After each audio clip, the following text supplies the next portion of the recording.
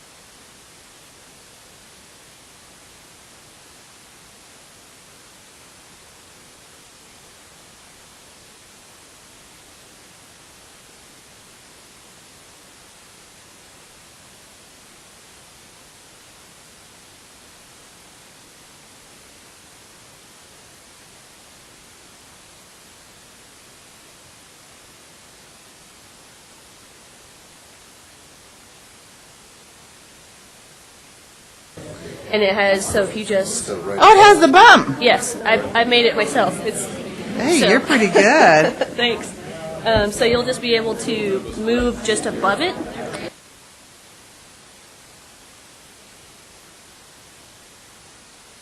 There you go. Yeah.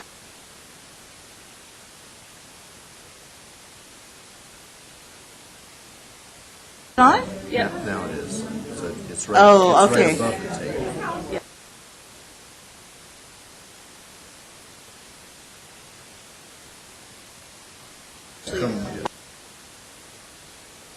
It's just by touch, like so. If you just swipe It doesn't up, click or anything.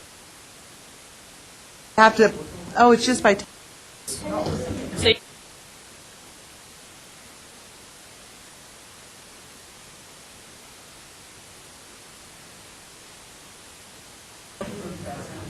Oh, that's why you were worried, huh? yeah, because it doesn't necessarily click.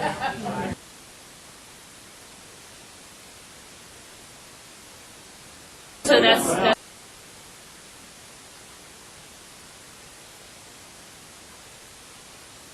yeah. Then yep, exactly. It So now. if you swipe up, it would be.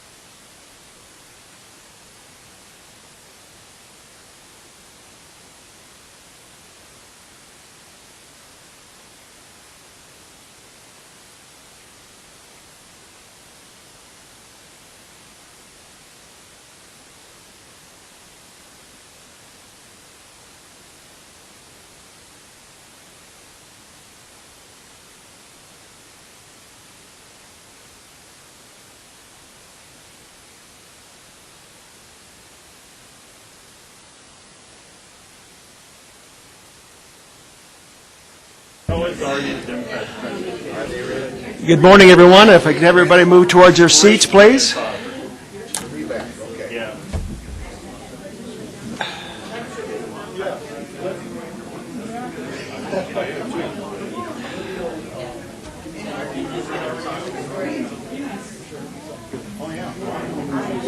I'm playing.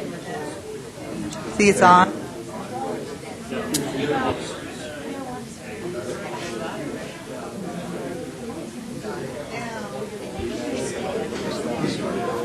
We'll try to get started on time here in about 1 minute. Thank you.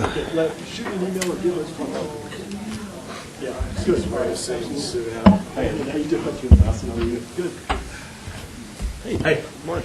How are you? Good. Have a seat. Got a chance. Jill's not. Jill won't be here. No.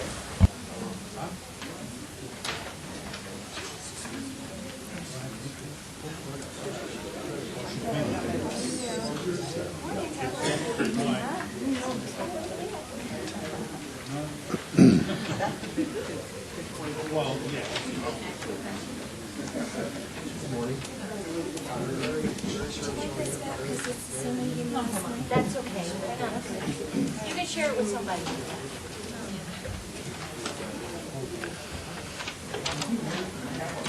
Can you see around this?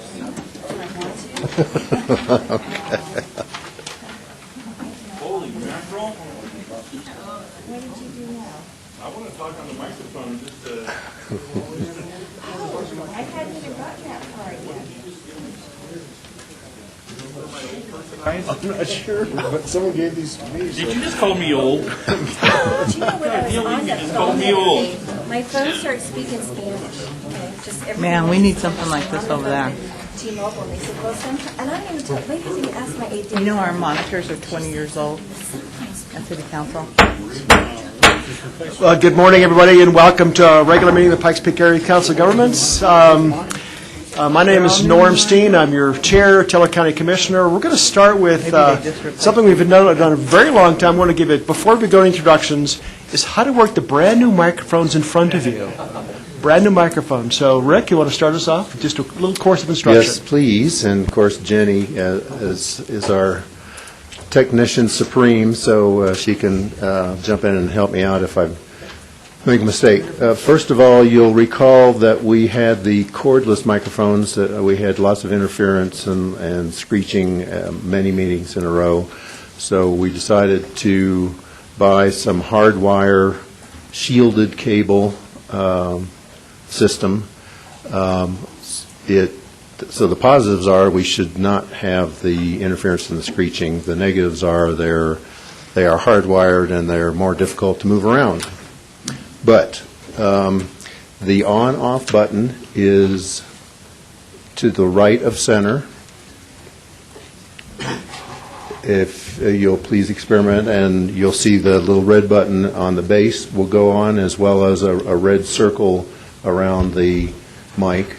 The mic bases don't move more than a few inches, but they are much more sensitive than old microphones, so you should, if you just increase your volume a little, you should be able to get onto the system without having to move the base very far. Of course, the neck of each microphone moves, but the base doesn't move. Just right of center, and if you'll press it so that the red button comes on and the red circle comes on. So if the green thing is flashing, not steady. Jenny, are you closer than I am?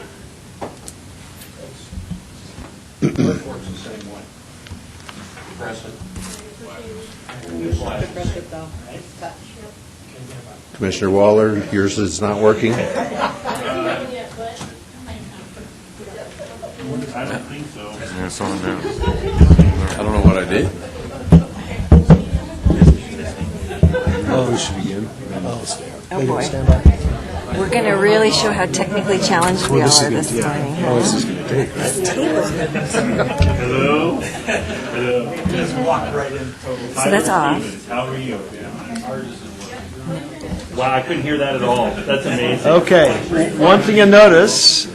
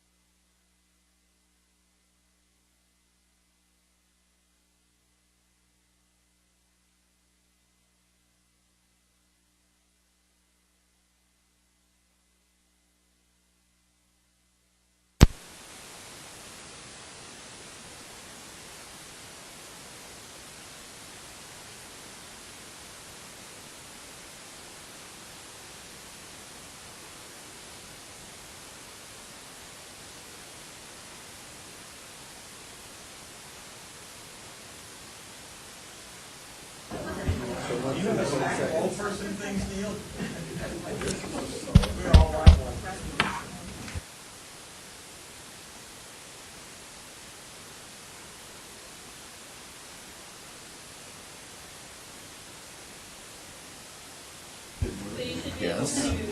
on this side, that side's still moving. Okay. Yep.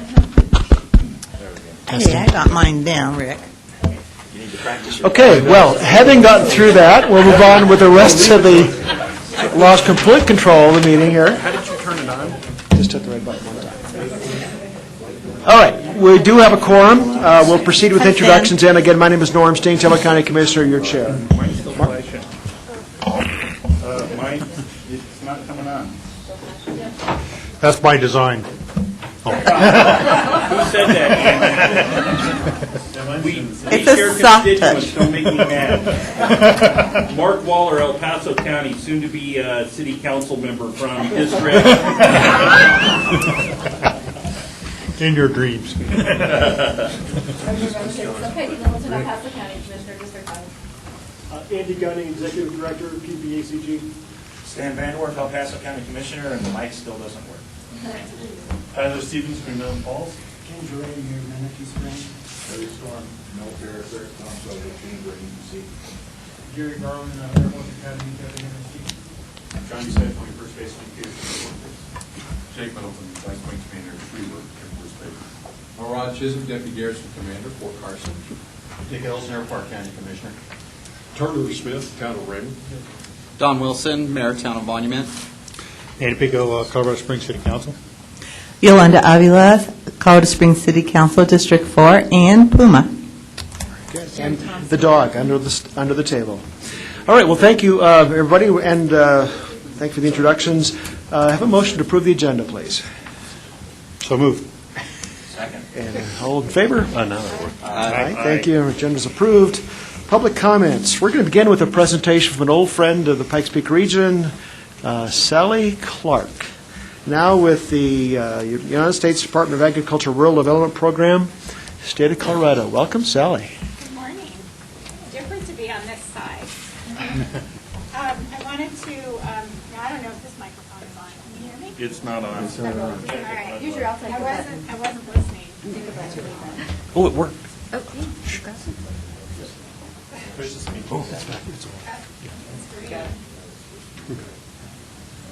Testing. Double tap. Influence over this. Okay, there we go. So thank you very much for allowing me to come today. I figured it was a good time for me to hit many of the communities within the Pikes Peak Area Council of Governments area on what I do in my new role as State Director for USDA Rural Development. And then in addition to that, how we can help you. I've had great response when traveling across the state, as I was telling Commissioner Steen this morning. When you say we give out grants and loans, people want to see you pretty much. And so I've traveled over 2,500 miles in the first 6 months that I've been in office as a state director, and met with local counties, county commissioners, town councils, mayors, various community stakeholders to talk about the various programs. So I'm just going to quickly go through them. Let's see, I am PowerPoint challenged. I think I just will scroll down. I think we did a, can I go to full view? I can't quite see where I am. I can't see I'm sorry, my vision isn't what it used to be. I just wanted the full screen. Thank you. Thank you. Okay, now I'm PowerPoint challenged too. In terms of what we do, if you think about ABC, we do affordable housing. That includes funding for home ownership, and we do rental complexes. We do guaranteed and direct home loans and home repair loans and grants, and then multifamily housing complexes, which includes families, seniors, and farm labor housing. What's important to note about this is that we work with private lenders to originate the loans with U.S. Department of Agriculture, and they're based on income and eligibility requirements. There's no loan or home size limit, and they can purchase and construct a home, and that's through our guaranteed loan program. Colorado made $276 million in guaranteed loans in 2017, so it impacted a lot of folks around the state. Our direct loan program is a little bit different. It goes directly through U.S. Department of Agriculture, and the loans are based on the location, the income eligibility, the loan amount, and the house size limitations. We purchase existing homes, we do new construction or new manufactured homes, and we do modular and stick homes built on site. The great thing about this program is that there's no down payment required. It's a 38-year term, so it makes it affordable for folks, and the payment can be subsidized to 1% if they're qualified, regardless of their current standard interest rate. So Colorado made $13.4 million in direct loans in 2017. In terms of home repair loans and grants, and I want to talk about this just quickly, is with the Area on Aging being here in the Pikes Peak area of governments, I want to really underscore the importance of a couple of our programs, and that is the home repair and loan grants. For loans up to $20,000 with no age requirement at 1% interest, those who qualify, so you have to be low income and you have to essentially own your own home, you can get a loan up to $20,000 for 1%. That's almost as close to free as you can get. And the worst part is probably going through the loan process to make sure you qualify. But for folks that can't afford to do home repair, this is really valuable. And it can be partnered. If you're 62 years and older, we have a grant program for those that qualify for health and safety, energy efficiency, repairs and improvements that is up to $7,500. Grant, no match, just $7,500. Again, it has to meet rural development's qualifications, but those are awesome ways that we can help folks stay in their own homes, upgrade their homes at a very low cost or no cost at all. And the loans and the grants for those who are 62 and older who qualify under the income guidelines that we have and are in primarily rural areas of the community, they're able to do both the grant and the loan if they wanted to stretch that those loan dollars. So both programs have location eligibility requirements, and I did pass out a grid, which you don't have to read it while you're sitting there, but we have over 45 different programs. So I'm not going to go through them all today, but it specifies a lot of eligibility requirements and what is required to be able to participate. In the self-help housing program, you might be most familiar with Habitat for Humanity. And they're one of our major partners in Colorado where Habitat, we will work with them to help people build their own homes. And it's very rewarding to see how this helps small communities.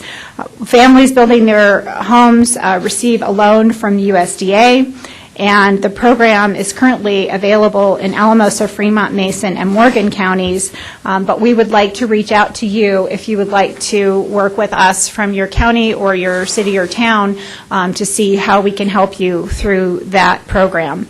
On the multifamily housing program side, we do complexes, so we'll do programs where we'll build a multifamily housing unit for those who are low income. Sometimes it's subsidized housing, very similar to Section 8, but not quite Section 8.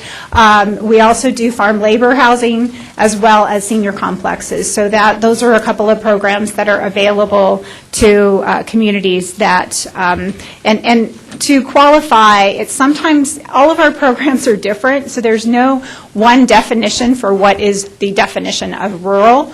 It can be population-based, it can be census tract-based, it can be income-based. And so we can, when you have questions about any of these programs, you can get a hold of me, and I'll pass out my cards too, and you can go to our website and get a hold of us, and I'll put you in touch with really the experts in the field who are the folks that work for me under community programs, business development, and then the home programs. Then we have business and economic development programs for small communities.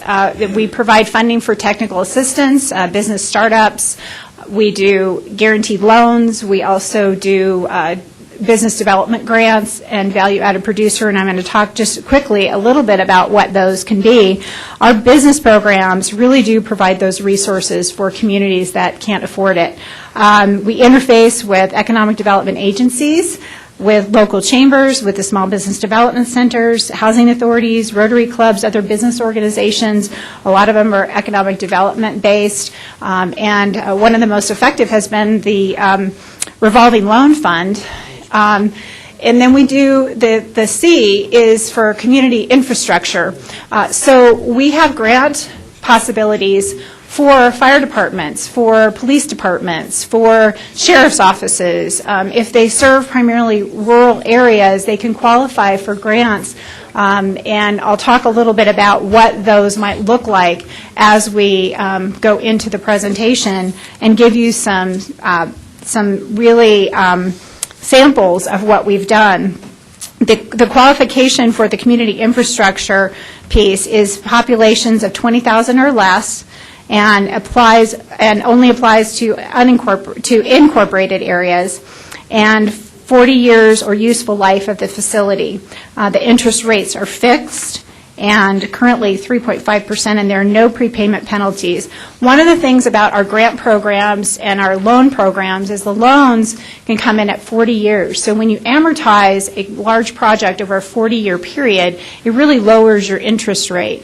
I recently had the opportunity to meet up in the northwest part of the state, and they were struggling with a jail facility that is really in bad shape, and they've closed it, and they're having to put their inmates in the surrounding counties. Well, we are working with them to try and finance that jail and the combined 911 public safety answering point facility to work with them, because they're on a short time frame of, which is 36 months, which, as you all know in government, that's a short time frame to get things done. This is a picture of the Boone Volunteer Fire Department in Pueblo County. This is one of the partnerships that we do. The department needed updated bunker gear for 13 volunteers, and we provided a $22,000 community facility grant award for helmets, gloves, hoods, bunker pants, turnout coats, and boots.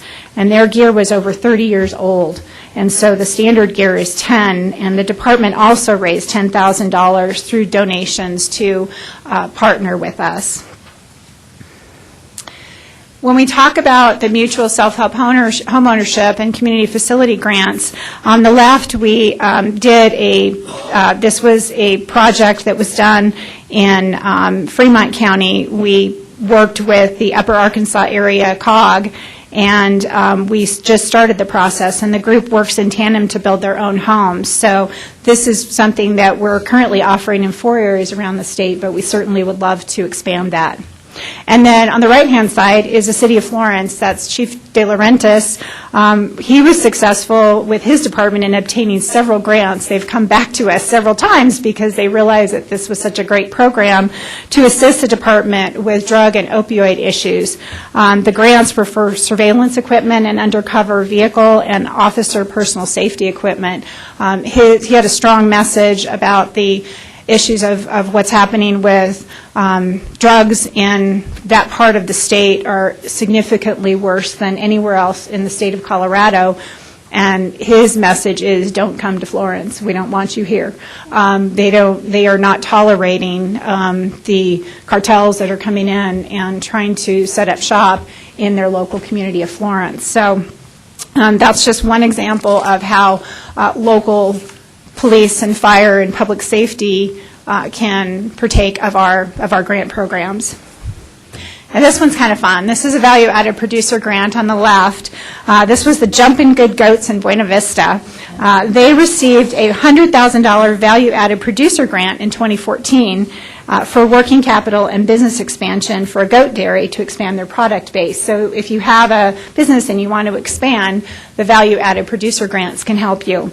And then on the right is TechStart, which is down in Fremont County. The Fremont County Economic Development received a $20,000 grant for shared equipment and furnishings for TechStart, which is a business incubator for internet-based businesses. You can rent a office in their building for $125 a month, which includes all of your utilities, everything, including your broadband connections. So they've been very successful in Fremont County, and the Economic Development group there also does a revolving loan fund, which loans money to businesses who want to expand, and they have a revolving loan fund that they work with economic development. Then we have an example on the left, Got Milk, Renewable Energy for America program, which was a grant that they received for new freezers and dairy walk-in refrigerated cases that is saving them quite a bit of energy. As an example, I've visited several facilities where they either recycle all their water. It was a distillery that recycles 100% of their water, and they estimate that their bill per month would be $10,000 a month. They pay $1,000 because of recycling. The other component, we were in Durango recently at the Serious Texas Barbecue. They put on their roof solar panels through the REAP program and are able to save $1,000 a month on their energy.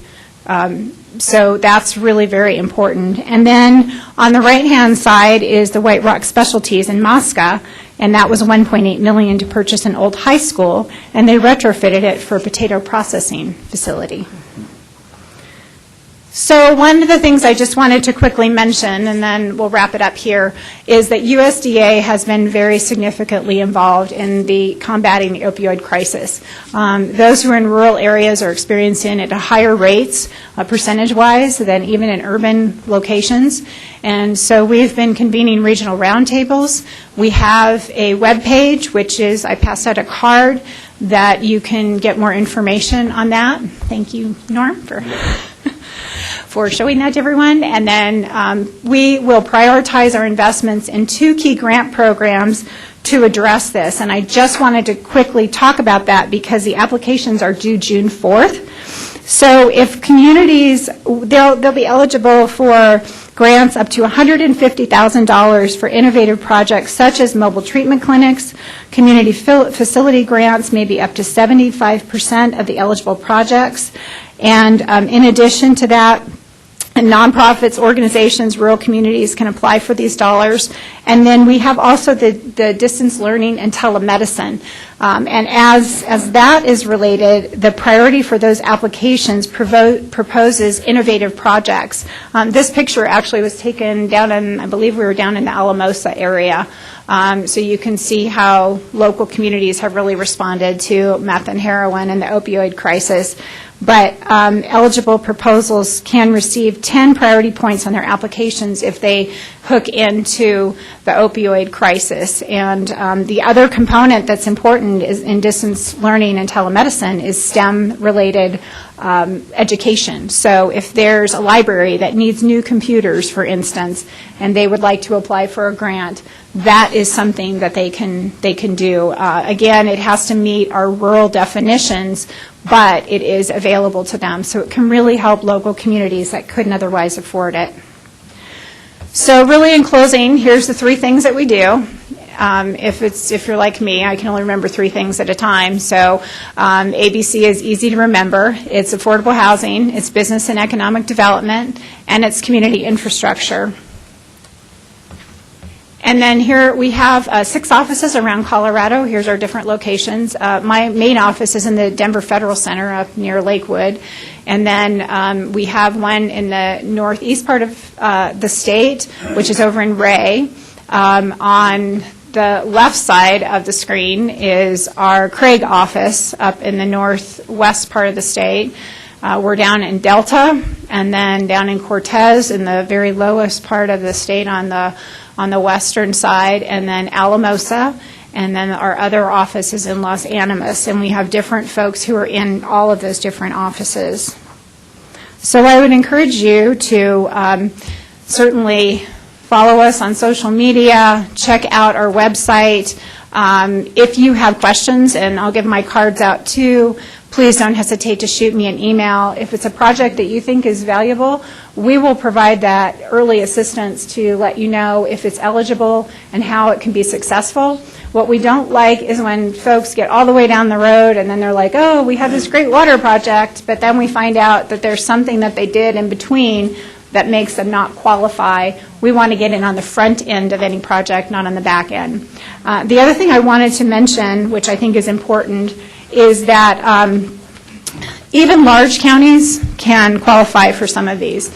If we look at the town of Rama, or we look at Calhoun, or we look at Green Mountain Falls, obviously Park and Teller, you all are struggling with affordable housing and water and various things. I was talking to Commissioner Elsner earlier about a potential water project.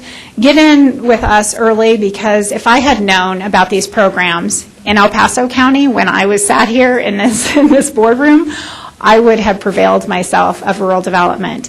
We really missed out on some things, I think, for our local communities. So please let me know if there are areas that you think we can help, and I will put you in touch with the right staff. And I would be happy to answer any questions you might have. Questions, comments for Director Clark? Stan? Yes, thank you, Mr. Chair. So I appreciate the comments that you made, and thanks for coming, by the way, Sally. It's awesome to talk to us about these programs. For El Paso County, since you work in rural, and we are obviously a mix of both rural and urban, can you kind of help define what would be an eligible area in El Paso and what would not? And I mean, I can kind of guess, but like how far into urban do you still kind of qualify? Again, it depends on a lot of different factors depending on the specific program. The definition by just sort of national standards is 50,000 or less in a community. However, that being said, we have financed water projects in Parker, Colorado. We have financed, we have done projects in what you might consider, well, Weld County, Larimer County, Jefferson County, all have rural areas within them, just like El Paso County does. So each program is a little bit different in terms of eligibility. In general, it's income-based and it's population-based. So with our housing programs, it's both, and those will differ per program. Like I said, there's 45 different programs. But in general, I would say for El Paso, you should look at your unincorporated areas and then the small towns that might be able to prevail themselves. I remember as a commissioner, we did a community development grant block program project for the town of Rama for their water tower, and that we used CDBG money for. But that could have qualified probably for one of our rural development grants too. Very good. Trustee Smith?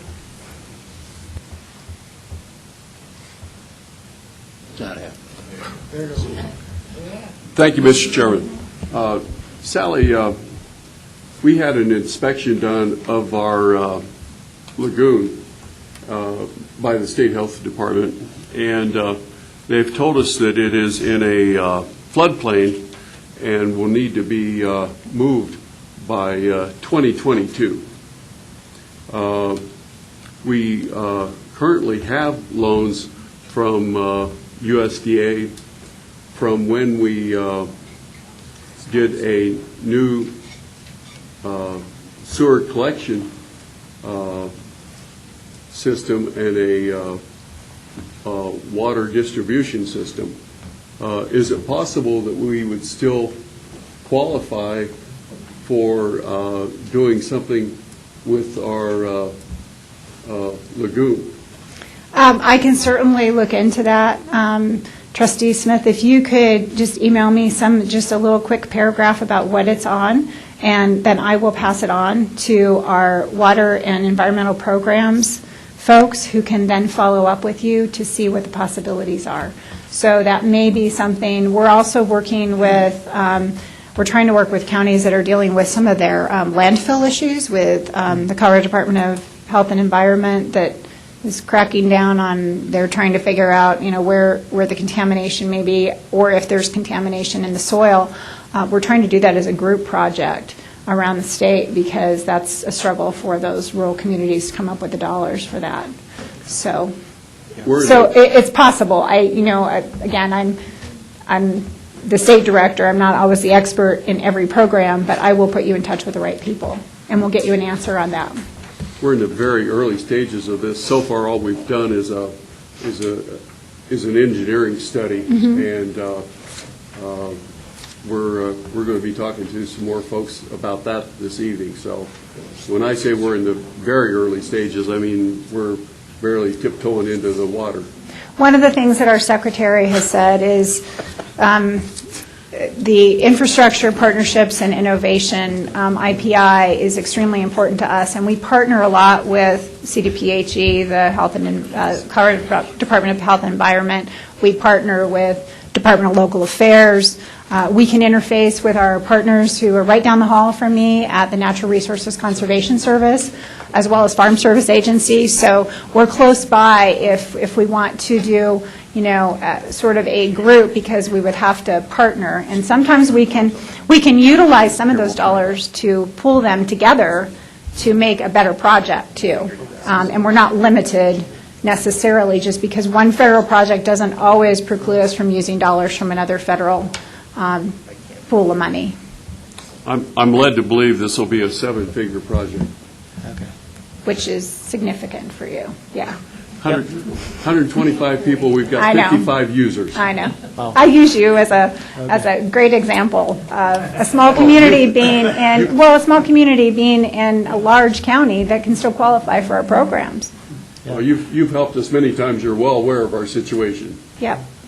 Over here, Commissioner Littleton.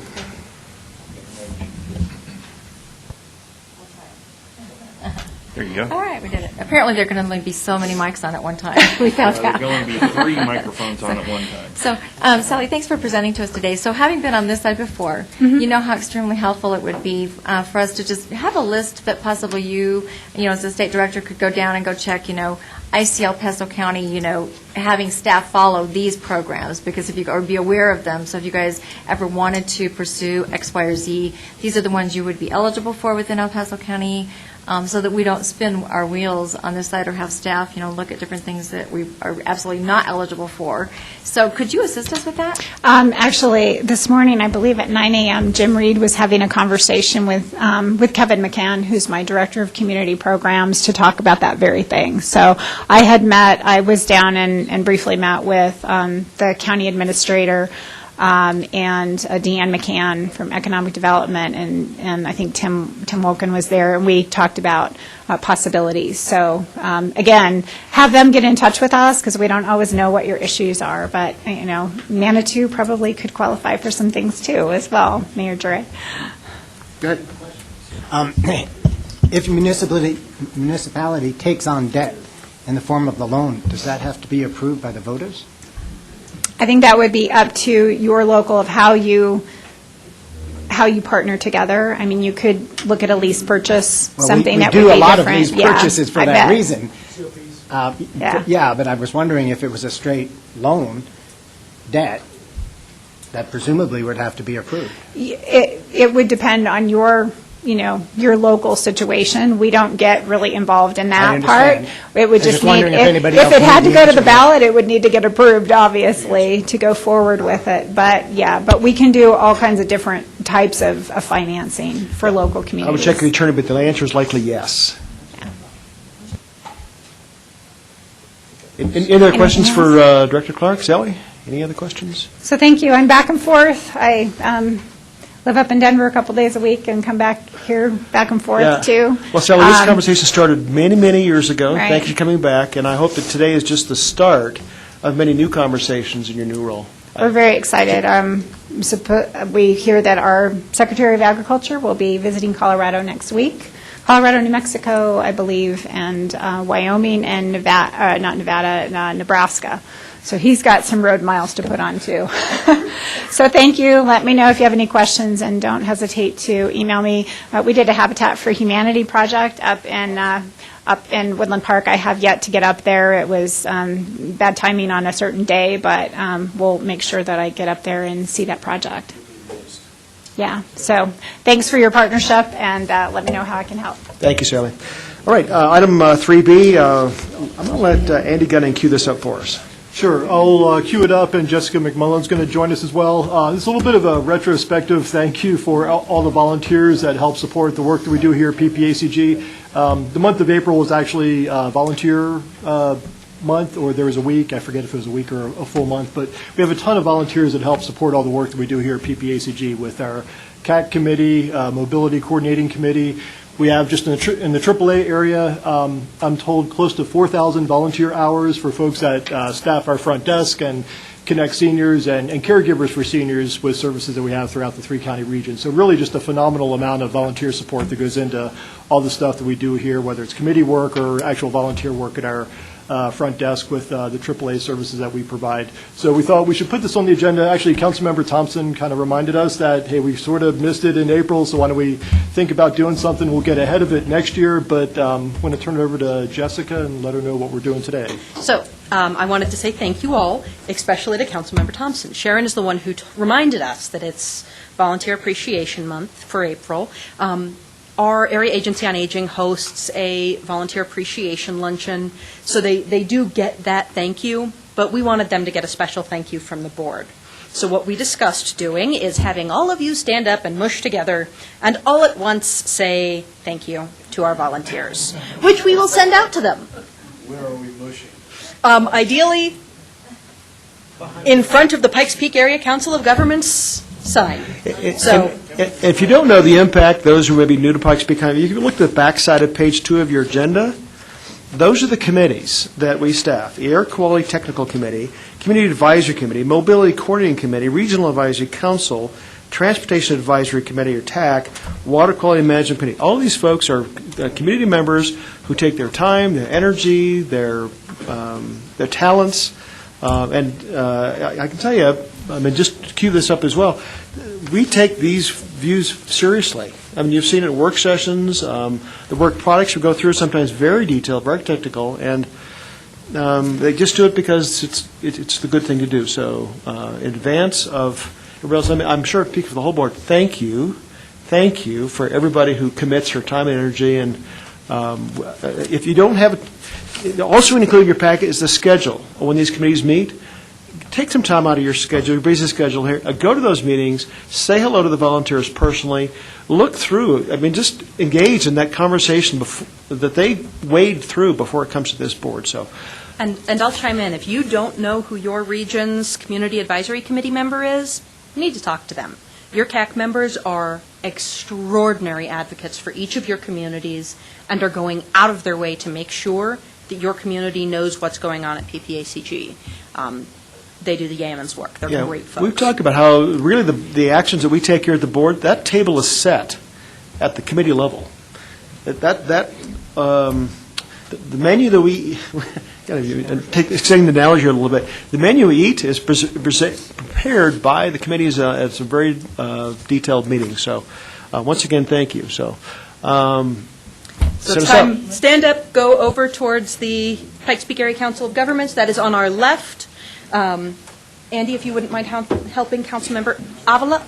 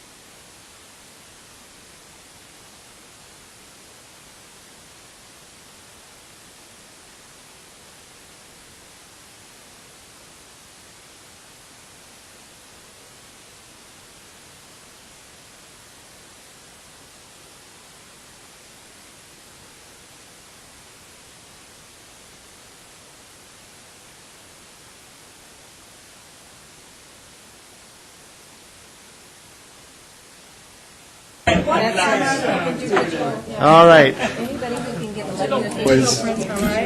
We'll take one more on our public agenda, public comments, number 3, open for any public comment for items not on the agenda. Yes, ma'am.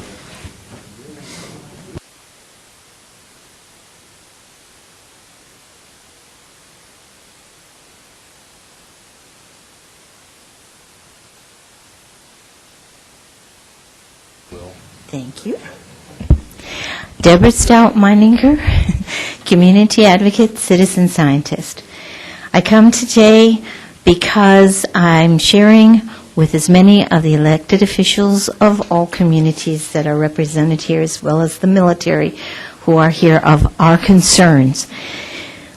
There was a meeting I went to on Tuesday, I believe it was May 1st, that was a Commerce and EDC meeting where the District Attorney Dan May expressed his concerns about the crime rates and homicides, things connected with increases due to the marijuana trade in Colorado, not just El Paso County. It is out of control. Drug dealers, both the legal ones and the illegal ones, are making their own rules. This is not okay. And our state needs to start, and the small communities and the larger communities and the counties need to start taking a proactive approach.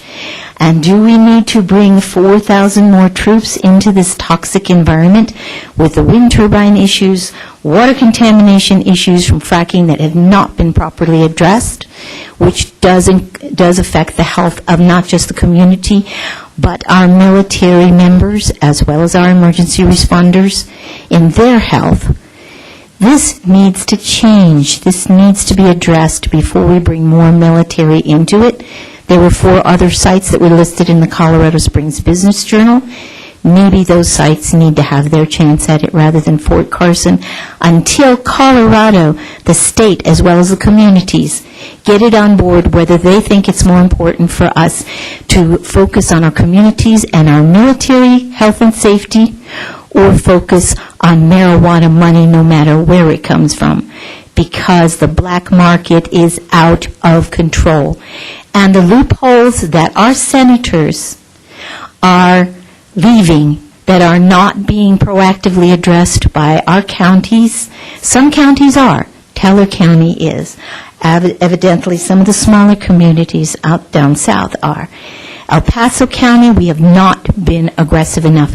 Colorado Springs, I do take exception because of the fact that they're supposedly not allowing recreational, and yet they have a 420 celebration that had a bus taking them around to the different stores to buy the marijuana, the dealers, and then coming back to the entertainment, to the celebration site in the middle of Colorado Springs over on Palmer Park and Academy, without regard to any homes in the area, schools, or anything else. There should be a minimum 1-mile exception for any of these activities, for the stores, for even the medical facilities. 1 mile, because that's where the children walk, and a minimum of 1 mile from our military, because of the fact that there needs to be that safe zone. And to see a sign not 3 blocks for this party from the entrance on B Street to Fort Carson, I just found absolutely appalling. The health and safety of our community, including the military, needs to be more of a priority. And we need to take that back, and I will bring that to every group that I can. And thank you for that reminder, sir.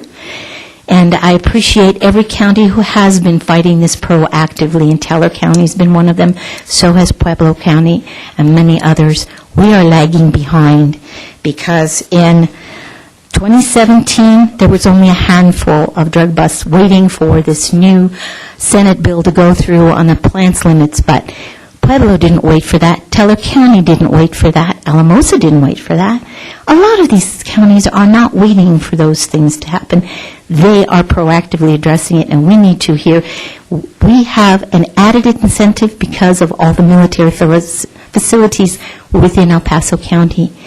So everybody needs to work as a united group to tell our state as well as our counties how important this is to us and how important our militaries as well as families and children are. Thank you. Thank you. All right, we'll move on to consent items. We have one addition, I think, and I'll accept a motion to add an item, please. So it looks like we didn't get a couple of folks added to the Mobility Coordination Committee, didn't get added to the consent agenda. So I move that we add, these are Colorado Springs City appointees. So I move that we add Brian Champion and Jacob Matson for approval to the consent calendar for the Mobility Coordination Committee. Second. Any further discussion? All in favor, say aye. Aye. All right, then at this point, we'll move the consent agenda. Anybody want to pull an item off the consent agenda for separate consideration? All right, do I have a motion to accept the consent agenda? I move approval of the consent agenda. Any further discussion? All in favor, aye. Aye. Thank you, ladies and gentlemen.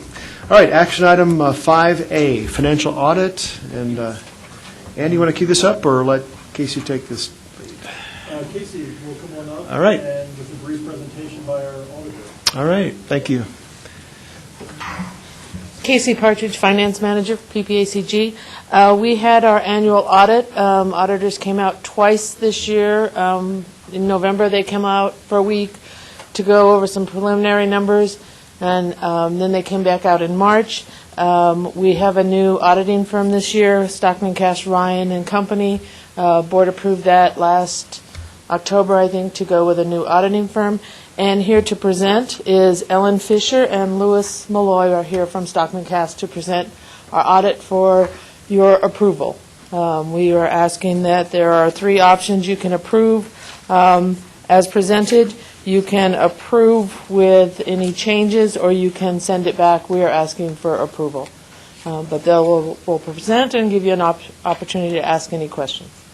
Thank you. Go ahead, Ellen. Hello, I'm Ellen Fisher. I'm an audit partner with Stockman Cast. Your audit partner on the engagement is Steve Hochstetter. He sends his apologies, but he had to go out of town, so he couldn't be here today, so I'm here to present in his place. Louis Malloy here next to me. He was actually out here on site doing all of the field work. You should have 2 items in your packet related to the audit. There's a letter that is 3 pages long, and then there's the financial statement packet that's closer to 30 pages. So I'm going to start with the 3-page letter. This is what we call our governance letter. The letter is addressed to the Board of Directors, and it helps you fulfill your fiduciary responsibility related to the audit. It basically lets you know how the audit went, any issues we had, any adjustments we had, and so forth.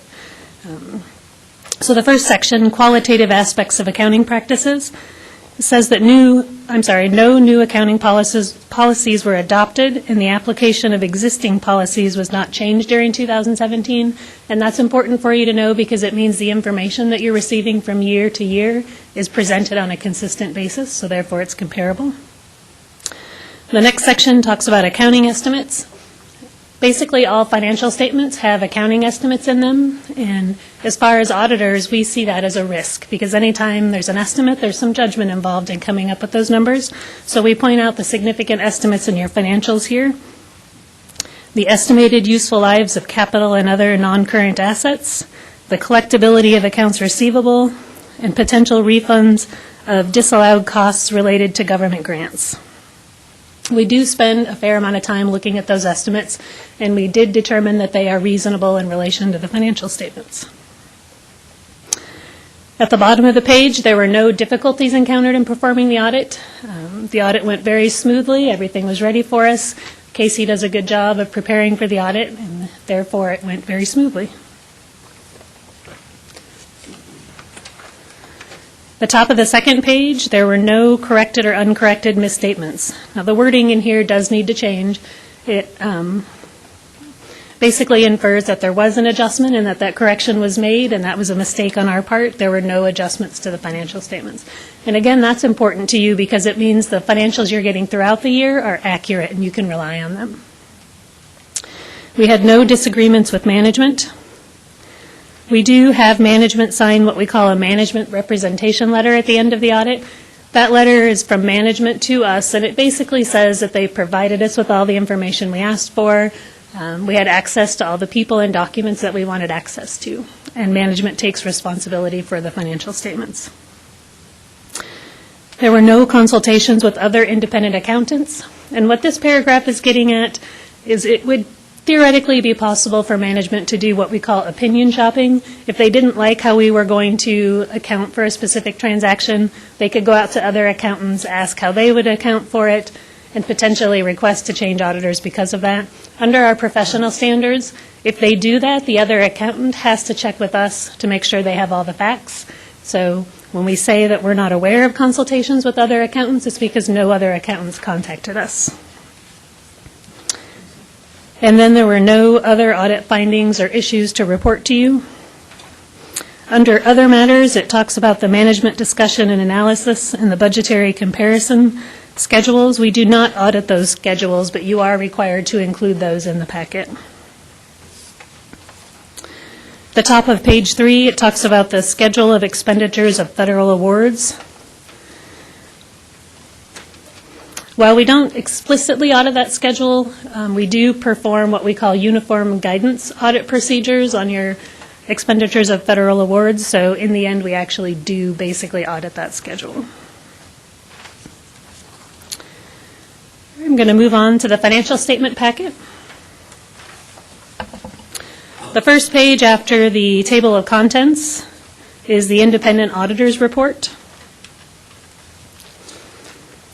The first section talks about management's responsibility for the financials, and the second section talks about the auditor's responsibility. So our responsibility as auditors is purely to express an opinion on the financial statements. It's management's responsibility to actually prepare those financial statements, including the footnotes. So 99% of this package is a responsibility of management. It also talks about how in the performance of the audit, we look at internal controls over financial reporting. If we did find issues with internal controls, we would issue a separate letter that explained those deficiencies and any recommendations that we had to fix them. We did not find any deficiencies, and therefore there's no separate letter. At the bottom of the page, it talks about our opinion. It says, in our opinion, the financials are presented fairly in all material respects. So that's the highest level of assurance that we give on financial statements. It's what we call an unmodified opinion. On the second page of the auditor's report, there's a report on required supplemental information. This talks about the MD&A and the budgetary comparison that are included with the financials. And the last sentence of that paragraph says we do not express an opinion or provide any assurance on this information.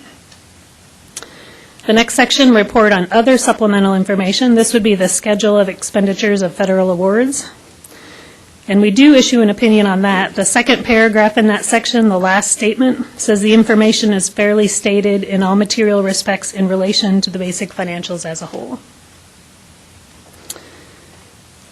And then the last paragraph talks about other reporting that we do under government auditing standards, and this is related to the uniform guidance portion of the audit.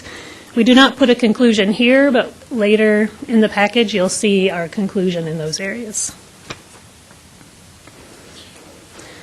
The next section is management's discussion and analysis. This is basically an analysis of the financials through the eyes of management. It kind of discusses how the entity performed during the year. And this is on pages 3 through 6. The next section is the basic financial statements. On pages 7 and 8, there's a statement of net position and a statement of activities, and these are the government-wide financial statements, and these are presented on an accrual basis. So on page 7, the statement of net position, you can see your total net position is $2.2 million. And then on page 8, the statement of activities. The The first section of this statement talks about your specific programs. It has the direct and indirect expenses for each program and the revenue for each program. And then it has general revenues. The third line from the bottom is change in net position, and that was almost $174,000 for the year. So that's your net income. Then on pages 9 through 12, these are your fund financial statements, and these are actually presented on a different basis than the government-wide financials. These are on the current financial resources measurement focus. So the basic difference between these and the government-wide financials is it excludes capital assets, excludes some liabilities, and it excludes some deferred revenue. For your financials, those amounts are relatively small. So 9 is the balance sheet.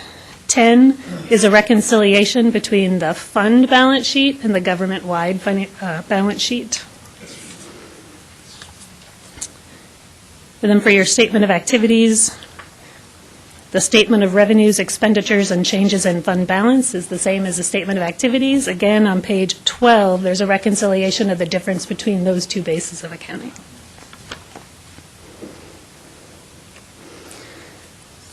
Page 13 starts the notes to the financials, and all of these notes are very similar to the prior year, so I wasn't going to go through them in detail.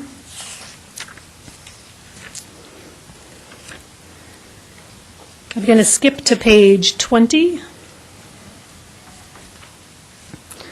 This is the beginning of the supplemental information. So on page 20, we have the basically budget and actual comparison. You can see the variance is in the far right column. So your revenues were $602,000 under budget. Your expenditures were $776,000 under budget. And then on top of page 29, you had budgeted to break even, so your net income of $174,000 is above budget. On page 22 is a schedule of expenditures of federal awards. This basically breaks down your federal awards and how much in expenditures you had under each one. And on page 23 is the notes to that schedule. The next section is a compliance and internal control section. There are two reports at the beginning of this section.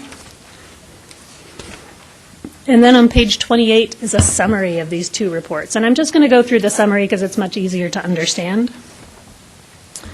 So on page 28, we have a financial statement section, which refers to that first report, and then a federal awards section, which refers to the second report.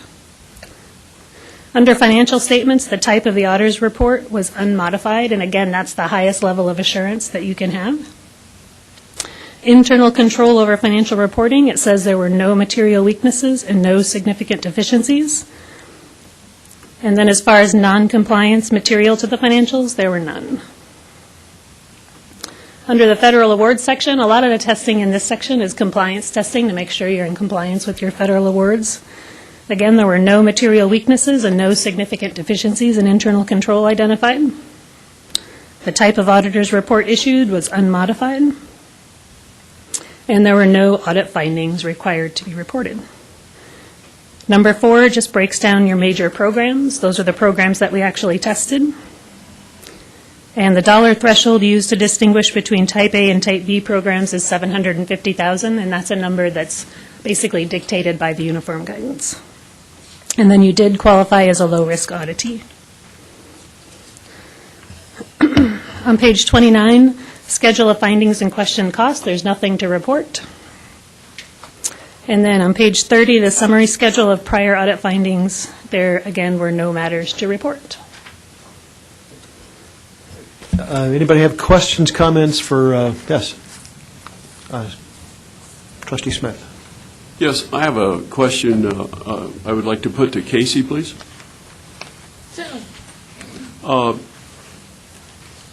The accounts receivable, are they higher for this year than for the previous year? No, actually, they're lower. Oh, they are? Okay. Yes. All right. Thank you. Anybody else? Questions for the auditors or for Casey? All right, very good. Thank you, ladies, and thank you, auditor. This, if you're, just a reminder for the board, this is our first year with this auditing firm, and thank you for engaging with us. Probably a little bit of catch-up to do, not a lot of history with us, but thank you for wading in deep, and very pleased to receive such a great report. Thank you so much. Thank you.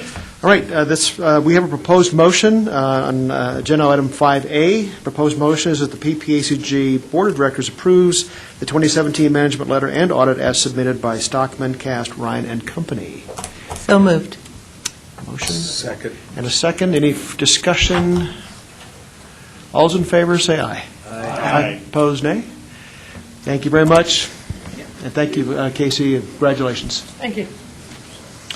Right, item 6A, information item 2018-2019 Unified Planning Work Program, UPWP Amendment Number 2. Jessica. Jennifer, pardon me. Jennifer Valentine, I'm a transportation planner with PPACG. So the Unified Planning Work Program, or UPWP, is essentially the Transportation Department's scope of work. It describes what we'll be working on in fiscal years 2018 and 2019 and what we expect to achieve in that time period. It also describes different planning studies that our member governments are conducting during that time period. So we are required to do a new UPWP every 2 years, but we also typically like to do a mid-cycle update, and that's what this is. It's been about a year since our last UPWP was approved. And this just gives us an opportunity to update any funding amounts, update those descriptions of the member entity planning studies. And also the last piece is if there are any changes in direction for the department. And that's why at this time we're bringing this item for information only. You may know we have a new transportation director starting next week, and so we thought we would give him the opportunity to look at our scope of work and make sure that it is aligned with the direction he expects to take the department in the coming year. So you will be seeing this again as an action item either in June or July, either in similar format to what it is right now or perhaps with some changes in direction based on John's input. Sorry. Any questions for Jennifer? Yeah, Commissioner? Councilman? Andy? In the packet, I only got one page that said there were some changes, but it didn't say what the changes were. Sure. I can provide a quick overview of what we have so far. So, as is typical, we have a few, typos, grammar type things, but the main ones are we've updated our air quality map. There was a small difference in the boundary. We did have some rollover funds from 2017, so there's one chart where we added those in. And then in the document itself, we just we needed to provide the updated certificates and assurances and things like that. But I think at this point, that's really all we have. Okay, thanks. Jennifer, where does this document go? Once approved, who else reads it besides us? It is available on our website. It's also kind of a contract between us and CDOT. And that's also part of the reason that we took this through our committees at this point, because we wanted to give them a jump start on incorporating our scope of work into kind of the master scope of work. So at this point, they'll start looking at it as a draft, but of course they won't formally incorporate it until it's approved by the board. Okay, and what is the duration of the work done is it a one-year plan or a multiple-year program? It's a 2-year, so this is fiscal years 2018 and 2019. Okay, so we're looking at the strategic planning process by this board coming up. How do you see that strategic plan process influencing the work product? That's a good question. We will have an opportunity to, of course we can amend the UPWP at any time, and the next one will come, I guess, at the end of fiscal year 2019. So I could definitely see the strategic plan influencing, You're right on track. Okay. Yeah, whatever comes out of our strategic plan, and I've got some ideas as far as how we might ramp up some of our transportation programs. I'm sure John, once he gets here, our new transportation director, will have some ideas as well. So we'll vet those through the strategic plan process, and we'll talk about that a little bit later under my report, but hoping to get that wrapped up by the end of this summer. And the feds and CDOT are very receptive to doing amendments to our work program, so they're going to be flexible since it is a 2-year contract or program, if you will, but it's a good opportunity to get us in sync. Yeah, and of course, I guess you could have the strategic plan implementation begin the completion or when this one expires, or we could influence two options, I suppose. either implement a current work plan or have it take effect in the next work plan. Right. Yeah, okay. Turner?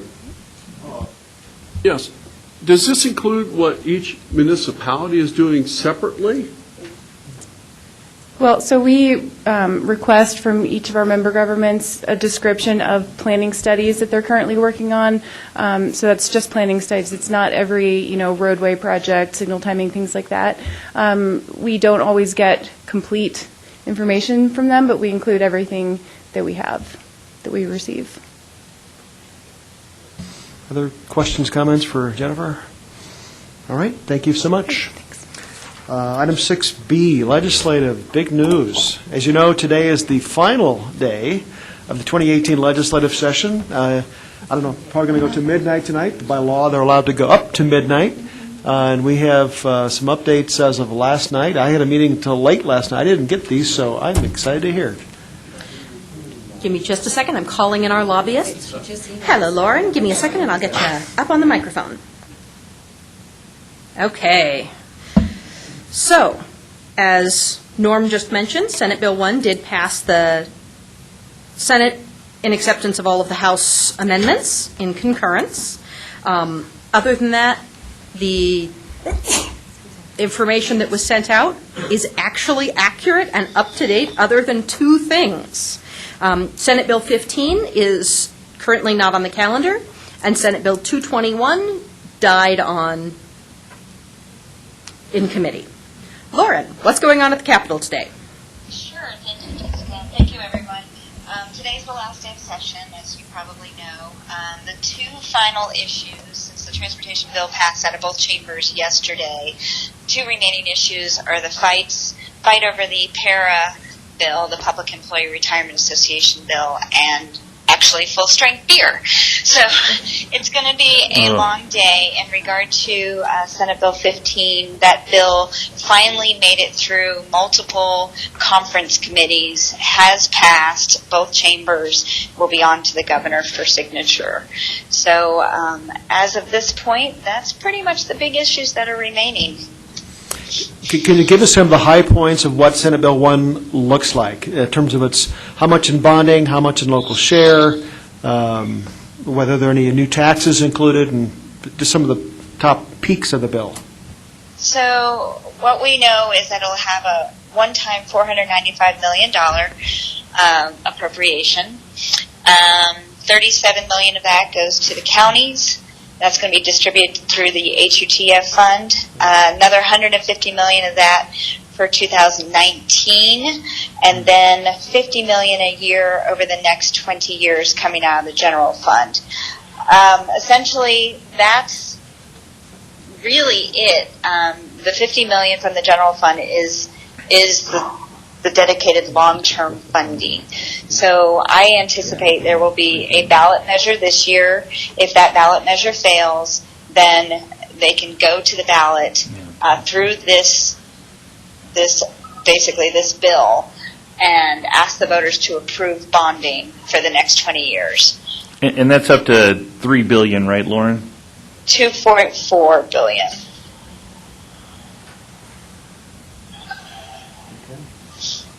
Interesting, because if you remember, we've discussed before the total of the Tier 1 development plan list off the statewide was a $6.2 billion Tier 1 project list. That was pared down to a $3.5 billion. We're now at $2.4 billion. So one of the tasks of the TAC here and at the STAC statewide and at the Transportation Commission is to pare down a $3.5 billion list to a $2.4 billion list. That list will then go to the Blue Book, my guess, for any ballot initiative you see in 2018, and failing that, it would go to a 2019 bill under provisions of Senate Bill 1. So that's kind of the path ahead, if I get that right. Yeah. Okay. Comments, Mark? Go ahead. Yeah, sure. Mr. Waller. And thank you, Mr. Chair. And the ballot initiatives they're talking about are I think they've got it pared down to a couple of different options right now. It's the Denver Metro Chamber and a group of Metro mayors is running the initiative to raise the sales tax in the state of Colorado in order to support transportation funding. I think the two remaining options are 0.5% and 0.62%. If those initiatives don't, or if one of those initiatives doesn't pass this year, then in 19, the Transportation Commission will come forward with the bonding to ask the voters to raise this $2.4 billion for transportation spending.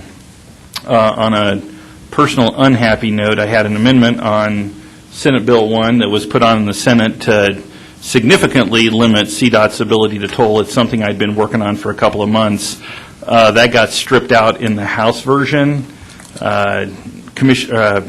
Representative Lundeen tried to put it back on in the House version, and his amendment to put it back on failed 30 to 35. So we're close. I think we get there next year. Okay. Any other questions or comments from the board? Or yes, Mayor? Yeah, question, Mark, on the 0.5% increase statewide, what will that generate revenue-wise? Will that generate the $2.4 billion or more, or do you have a sense for that? You're talking about the 0.5%? Yes. The ballot initiative? Yes. I think it's a little bit higher than the 2.4, but I can't remember exactly what the number is. I can find that out for you. Thank you. No problem. And the problem, Neil, is that the raising that kind of money, if you add a 0.5% sales tax, that, puts folks in Colorado Springs, close to 9% sales tax. And, I just think it's a tough sell here, and you got to get 40% of the voter better in this community in order to pass something statewide. So, and there's no support for it in this community, at least that I know of. To answer your question, Neil, I was just thinking last year on 1242, the proposing is 0.62% statewide sales tax, and that would raise about $450 million. So, so 0.62 is $450 per year. What? Yeah. So if you can do the fourth grade math there, you get the answer. I can't do it in my head. So, okay. Ma'am, Chair. Does the ballot measure ensure that the tax dollars collected would be used for a free lane, or could they still go with the toll lane?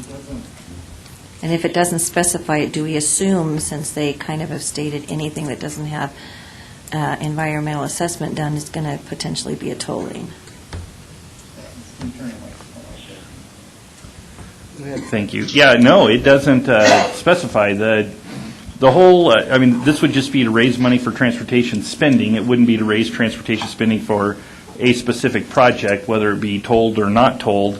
The tolling provision, that's simply a CDOT, or not a CDOT, a Transportation Commission policy. They created that policy. They're a non-elected board that created this policy for anything that hasn't had an EA, an environmental assessment already completed. So I think moving forward, any new capacity built in the state of Colorado is subject to a tolling provision. Any new capacity. I think a couple of projects along Powers Boulevard tolled. There are 2 projects through Colorado Springs. I think that they're looking at tolling. That's in addition to the gap section. So it's the Transportation Commission's policy. It has nothing to do with the ballot initiatives, nothing to do with any transportation funding at all. Well, lest everybody panic, we're talking just on state and federal highways. So, Yeah. Ours is there is. State Highway 21. State Highway 21 is Powers Boulevard. Councilman, do you have a comment, question? Yeah. I was going to ask if your fourth grade math was under Common Core, but... Before my time. Is there any information floating around up at the Capitol about the Fix Our Damn Roads, unquote, initiative? Lauren, is there anything going around the Capitol on the Fix Our Damn Roads? On the Caldera initiative, I think he's still proceeding with it. I haven't heard anything more recently than that. It's course, there's always a buzz around the Capitol about the ballot initiatives, but nothing more than that, quite honestly. Okay, thanks. And I'd add one more little editorial comment, that I think there's .0 support for any tolling in this entire region, and on a part of it, and that I think extends to every elected official, contrary to some of the rhetoric we've heard. But there's no support, zero. And if there was an attempt to toll any of the inside, non-free, or any place, toll Powers or any other highway, I think you'd see pitchforks in the streets. And the elected officials leading the charge. Yeah, Commissioner Vanderwerf. Thank you, Mr. Chair. With regard to the John Caldera effort, I believe that they are committed to going to get signatures and try to get that on the ballot, on a ballot measure. So we're going to see that going around, requesting signatures, and you might want to consider, signing up for that, depending on whether it's you support what they're pursuing. But they basically want to compel the state government to fund these roads without increasing taxes. That's going to be the primary gist of what they're after. And with regard to the toll lanes, one of the unfortunate consequences of this, and we've had several discussions amongst us commissioners, but really in other groups as well, is that we have commissions that are not elected commissions that actually own the policy formulation about whether you put a toll on a highway or not. And this is, in my opinion, and I think there's a lot of consensus with this is a serious issue that I think really is not right. And the HPTE, that is the group that determines or sets tolling policy, and Rocky Scott is the chair of the HPTE, so they're actually the drivers on these things. High Performance Transportation Enterprise. Thank you.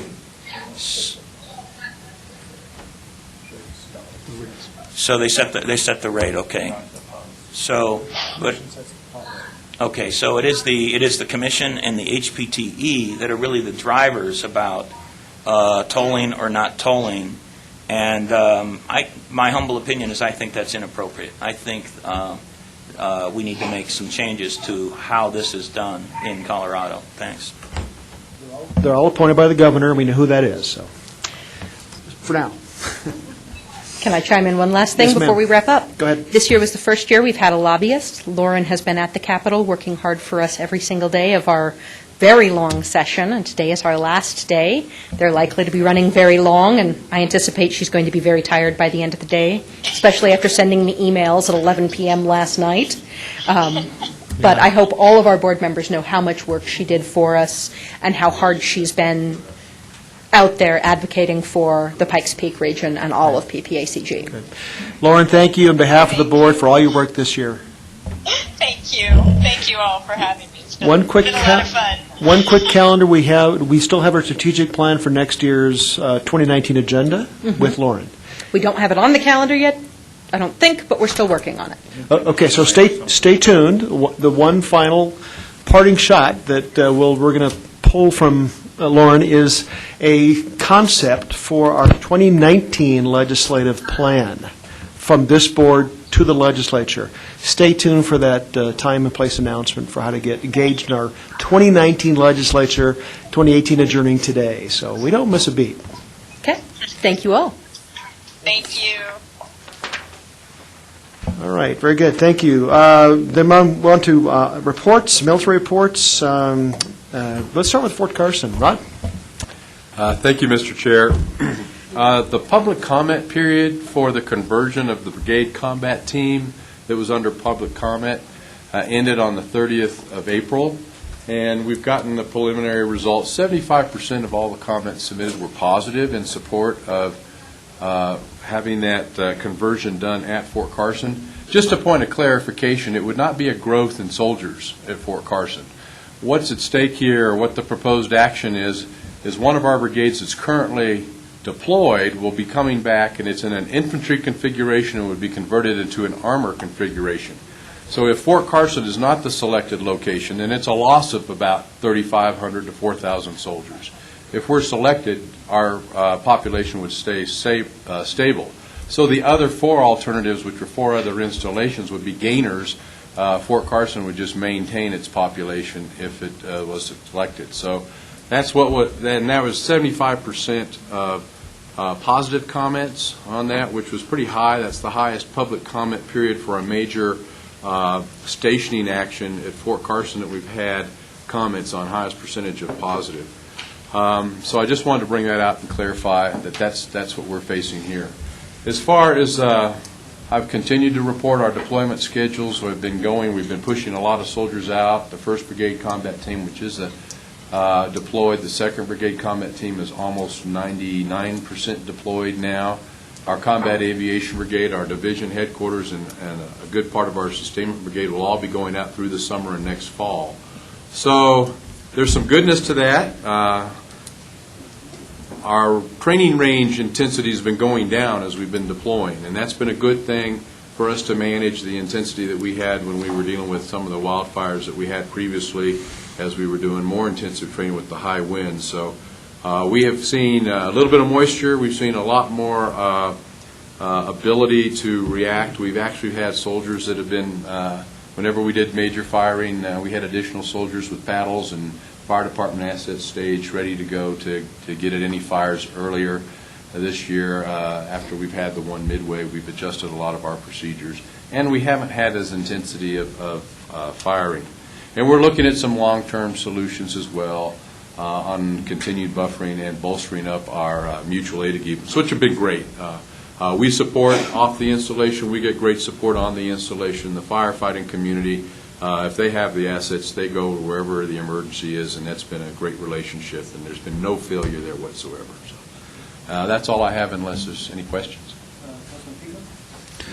Just one quick comment and then a question. We put in some of those letters here. I think we coordinated that amongst, and we also put in a letter in support of the Futures Command up in Denver. So I think we're trying to bring that in as well. One question there, I was surprised that 25% of the comments were negative. I was wondering if we get the names and addresses of those. I actually have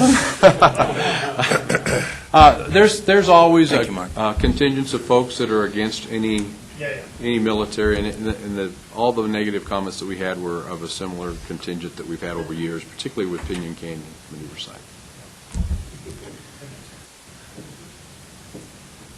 Thank you, Mr. Chair. Yeah, I also wanted to, you just commented on your aviation brigade is going to be transitioning out, had a great meeting with Colonel Fitch about that, and just wanted to publicly let folks know what's happening there. Those aviation assets have been used for firefighting in the past. They're going to be gone. Understanding the significance and severity of this issue, they've actually requested that a couple of other assets be brought in from other bases in order to have some sort of aviation presence here to fight the wildland fires. So thank you very much for that. Thank you for bringing that up, Commissioner. Yes, we've already had 2 helicopter platforms with a few more that are coming up from Fort Hood as we push them out. They're already on site starting to train on what we call the Bambi bucket operations. Thank you. Thank you, Mr. Chair.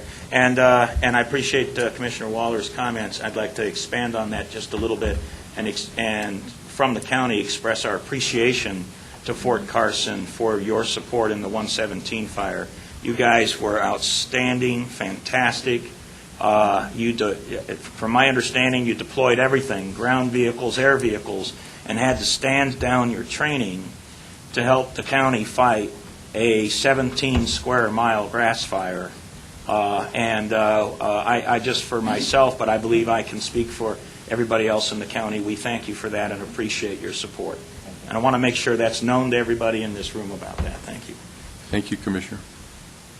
Very good. Schreiber, Colonel Meldon. Thank you, Mr. Chair. Like Fort Carson, we've taken some extra steps on fire. I think last month, I think it was Commissioner Waller talked about us collectively doing more to prevent fires. So we increased our barriers, cut down lower than we would normally do. We also supported the fire, the 17-acre fire, and we're going to get great support also. On another note, I don't remember if I briefed last month, but the Combined Space Operations Center, the GIFSIC, NSDC, that move has been officially approved. We were already planning along those lines, but not sure everybody's aware of that, so that's official now that that plus-up will be happening. In addition to that, we did get approval for Cyber Defense Operations Center. And what is that? That's supposed to, if we have a cyber issue at Schriever, currently we're only focused on Schriever. This Cyber Defense Operations Center is a pathfinder to take a look at the entire enterprise to figure out whether we're being attacked from an enterprise perspective. That's going to be at Schriever. I want to say that was short of $100 million that we got approved for the first year. That is just 14th Air Force, so 50th Space Wing, 21st Space Wing, 460th up at Buckley. It will be housed at Schriever. Not sure what the future is going to hold, so we're not, Schriever's not leading it. We're not in charge of it. We're just a part of it that's going to be there at Schriever. We do not want that. Let's see. The only other thing, just for everybody's awareness, I was told yesterday that the chairman of the Joint Chief of Staff, General Dunford, will be on Schriever on the 5th of June. Don't expect any. We're growing, so we get a lot of attention. So this is not new, but just to make sure everybody's aware. Very good. Thank you. Any questions for Colonel Moulton? Very good. Colonel Doucette. Thank you, Mr. Chair. Just a few items for our update this month. The first concerns a change in the operating hours of our North Gate. Given a change in the Air Force's willingness to accept risk at our gates, we conducted a review of our operations at our North Gate. That resulted in some changes into the ingress and egress timeframes for the North Gate. We are looking at both short-term and longer-term fixes for security at the gate. In the short term, we're looking at implementing some of those tiger strips, which will allow one-way outbound traffic to recommence during normal duty hours. We're hoping to have those in place by next month. In the longer term, we're looking at some barrier changes. We're working with Headquarters Air Force Space Command to get those changes reviewed and approved. Second item, we continue to work with CDOT on updates to our off-base signage. Everything's on track, I believe, to have that completed by the end of this month. We appreciate the support we get from CDOT in that effort. And lastly, NORAD is celebrating its 60th anniversary. I have a few events coming up later this week to include a ceremony on base on Saturday. So, pending any questions, that's my brief. Andy? A little confused on the Northgate hours. What are they? So inbound, outbound, open as normal, 0600 to 0900. Outbound traffic only from 2:30 in the afternoon to 6 at night is currently how we're postured. If we get the tiger strips in place, we hope to have the outbound lane open during the normal duty hours, as I have been in the past. Yeah, I was a little surprised to see that during normal duty hours it was closed. So right. Now the tiger strips are what? What is that? So it essentially, if I guess an analogy, at a rental car place, if you it allows you to roll over those out that one way. Right. But if you try to come back the other way, your tires get pressured. Yeah. Okay. Thanks. Sir. Any other questions? All right. Very good. Yes.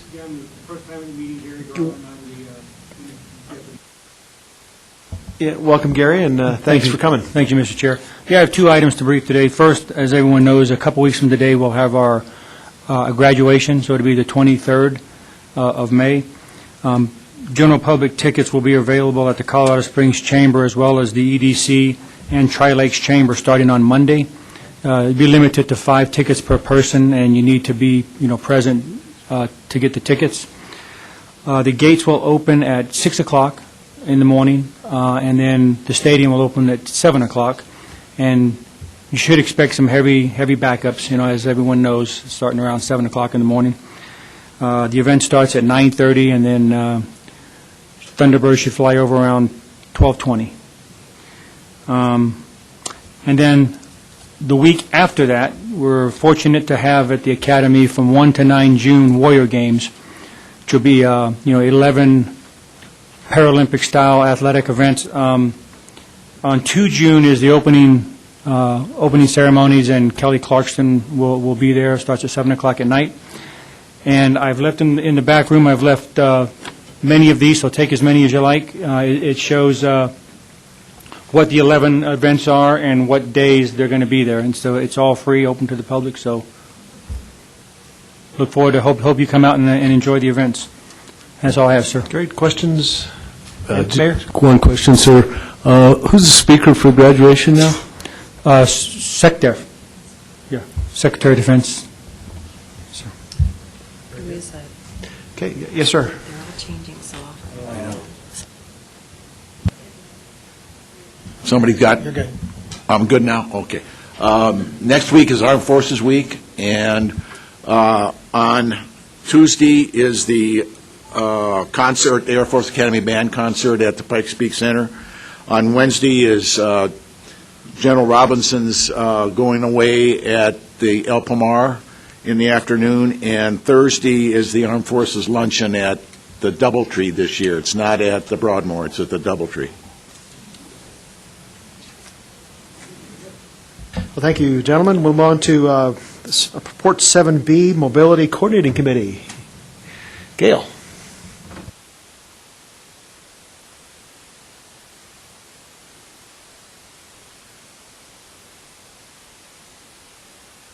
Here, got it. Yeah, it has a little voice. You know, right? Not a lot to report or to add to what's been added, but I thought it was interesting to note, and we should congratulate the City of Fountain for taking the initiative to create a shuttle bus and to shorten that time frame, and that public officials do listen to their constituents. So congratulations, and we were proud to report out on that. The CDOT development, transit development plan, we discussed at the meeting that is really trying to mirror the Division of Transit and Rail, is trying to mirror more what CDOT is doing on the highway and construction.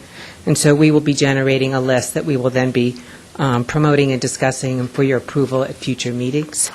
Outside of that, I just noted the House Bill 1321 went through Senate with some modifications, has been appropriated, so I haven't checked my status on that, but I believe it will pass. And what that means is they're looking at broadening the non-emergent medical transportation mechanisms and looking at more of a statewide brokerage for that Medicaid benefit. So I'm not quite sure what that means to our community here at the county levels, but stay tuned, we'll be tracking that. Any questions? Questions for Gail? Thank you. Thank you very much. Transportation Advisory. Becky. Good morning, Victoria Chavez, Vice Chair of TAC. We too, also at TAC, hope to have a very strong role in putting together some of the transit projects as representatives from the cities who have transit. And then the other thing I wanted to highlight for this report was the small area forecast. That'll be something that will be coming to the board pretty soon, within the next few months. We still have some work to do on refining some of those numbers and the model, but we hope to have that there. Any questions? Nope. Thank you very much for your work. Yep. All right. Community Advisory Committee, Mr. Moore. Jim Moore, Vice Chair for the CAC, and we had hoped that Michelle Day, who is our current chairman, would be able to attend, but she works for a living, so turns out there's a regular thing, so you're going to see me a lot. Nothing beyond the report that you have in your packet. If there are any questions, we'd be happy to address those. Anybody? Thank you, Jim. Okay. Appreciate your hard work. And Regional Advisory Committee. Good morning, Dave Betzler, Chair of the Regional Advisory Council. I'd just like to draw your attention to the note here that the Technical Review Subcommittee. We've had 2 meetings already. That's the one that looks at the recommendation, and will be providing recommendations to the next RAC meeting, which ultimately will come here for approval. That is on the budget and remaining dollars that are available to be spread for senior services. The other thing I'd like to note is that thanks to AAA Director Joe Urban, we were able to have Wade Buchanan come down and address the Regional Advisory Council, which was very, very worthwhile for the members to really get an understanding and appreciation for things at the state level that are coming down the road. And we all have to increase our awareness for that. And the last thing I'd like to point out is that, as noted in the report, Carrie Schillinger, who's been a long-time key person for supporting the RAC here at the AAA. She has departed, and we just wanted to acknowledge that she really has done a tremendous job supporting us. If there are any questions, that will be it. A little more background on that. The department, or the one-man department, I think, that Wade heads up, the governor's initiative on aging issues.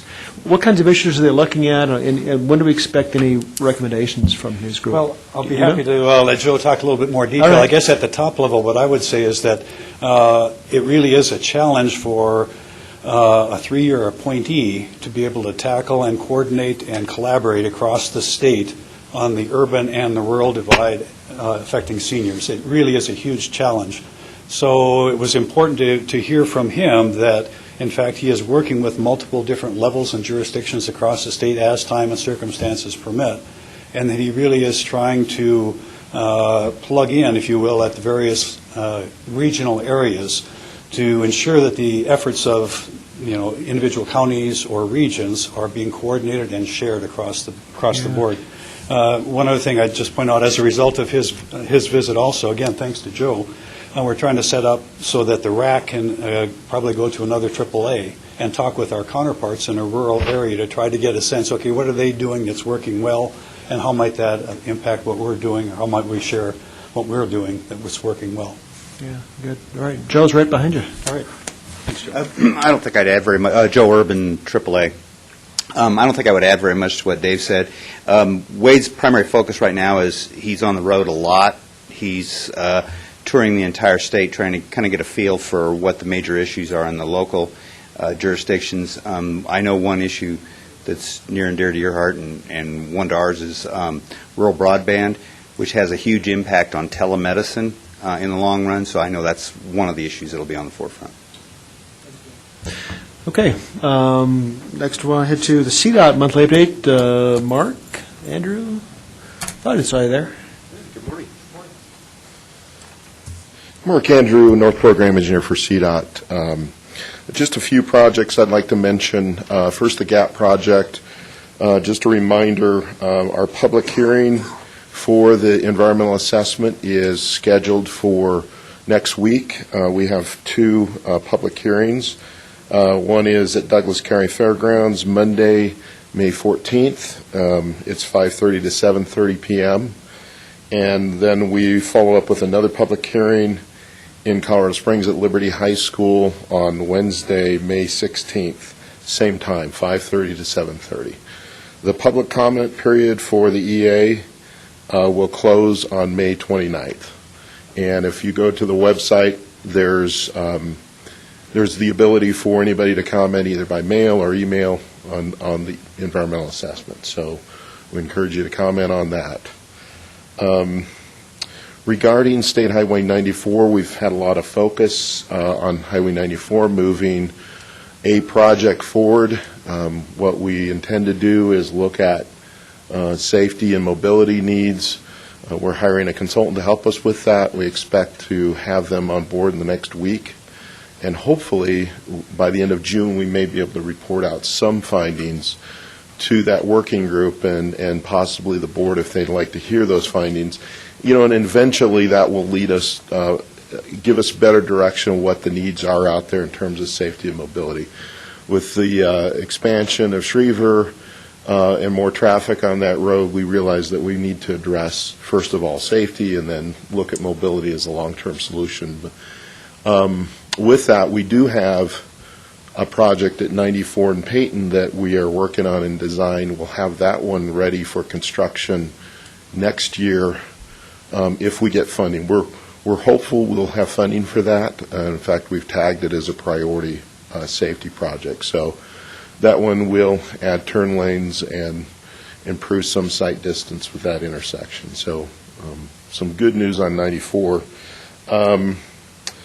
One of the efforts, too, we're looking at with on 24 West with the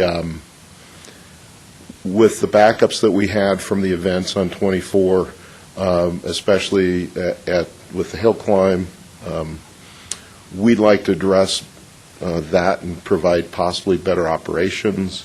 And tomorrow there's a group meeting, State Patrol, El Paso County, CDOT, to look at solutions that we can improve the operations first.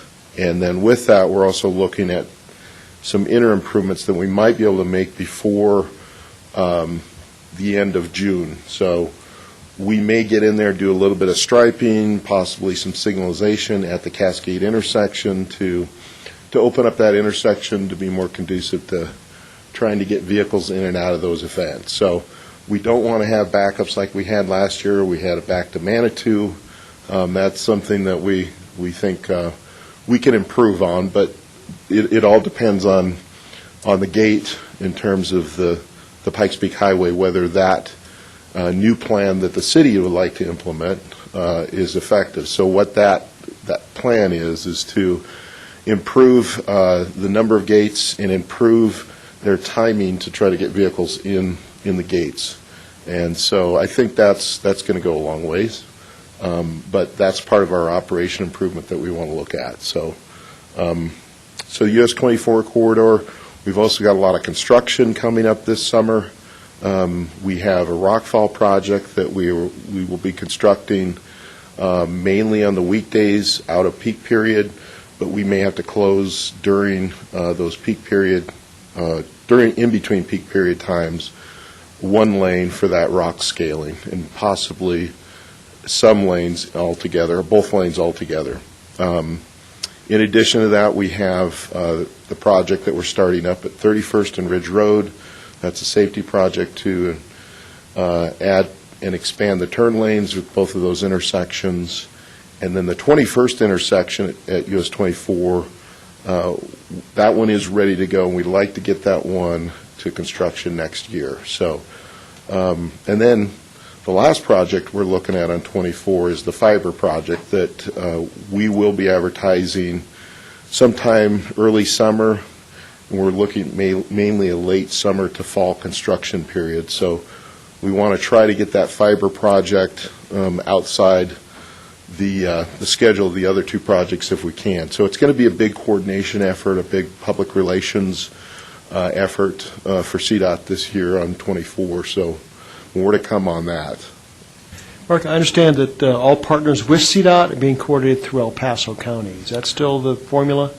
Still That's the plan? right. Okay. Right. So if you'd like to participate in that UPass fiber project, you should coordinate with the El Paso IT office as a single partner, consolidated response to the CDOT bid, I think. Is that? That's right. So, Okay. Yeah, we look to partner with, when we bid it, we're taking those additional elements that we would bid in our project, that the county is leading that effort with all the local requests. Yep. Okay. Very good. Yep. Commissioner. I just wanted to thank you for really looking and taking a new look at Highway 94. I know for the last 6 years of my 8 years, we've been working really hard to try to get something done out there because there weren't any studies that showed consistent locations for accidents, et cetera. But, with the increase of the number of our soldiers that are going to be out there, other personnel that are going to be support personnel, possibly housing out in that area, I think it's forward-looking to continue to look at the safety and welfare of our armed forces that serve us out there. So thank you for that. Appreciate that. Thank you. Any questions for Mark? Yes. Sure, Mayor. Yes, I'm wondering, and I don't know the severity of the rock problem along 24, but I wonder if you've considered postponing that, given the situation with the highway and so forth. Unfortunately, the backups are going to impact us directly in Manitou Springs as well. And so if it's not a severe, if it's just a regular maintenance thing, is that something that you might consider postponing until later on? Most of the work is going to be with regard to rockfall catchment. So they're actually barriers and fences that we're installing. So the installation of those may not interfere with traffic. Some of the rock scaling may be very minor in terms of duration. And what we do with rock scaling, it may be a few days that we get up there and knock a bunch of rocks loose and get them down on the highway. So postponing the project is a possibility, but we've already advertised the project. Actually, we have a contractor on board to start construction. So we do have a commitment to move forward with that project. Can I get you some better information on what the impacts might be?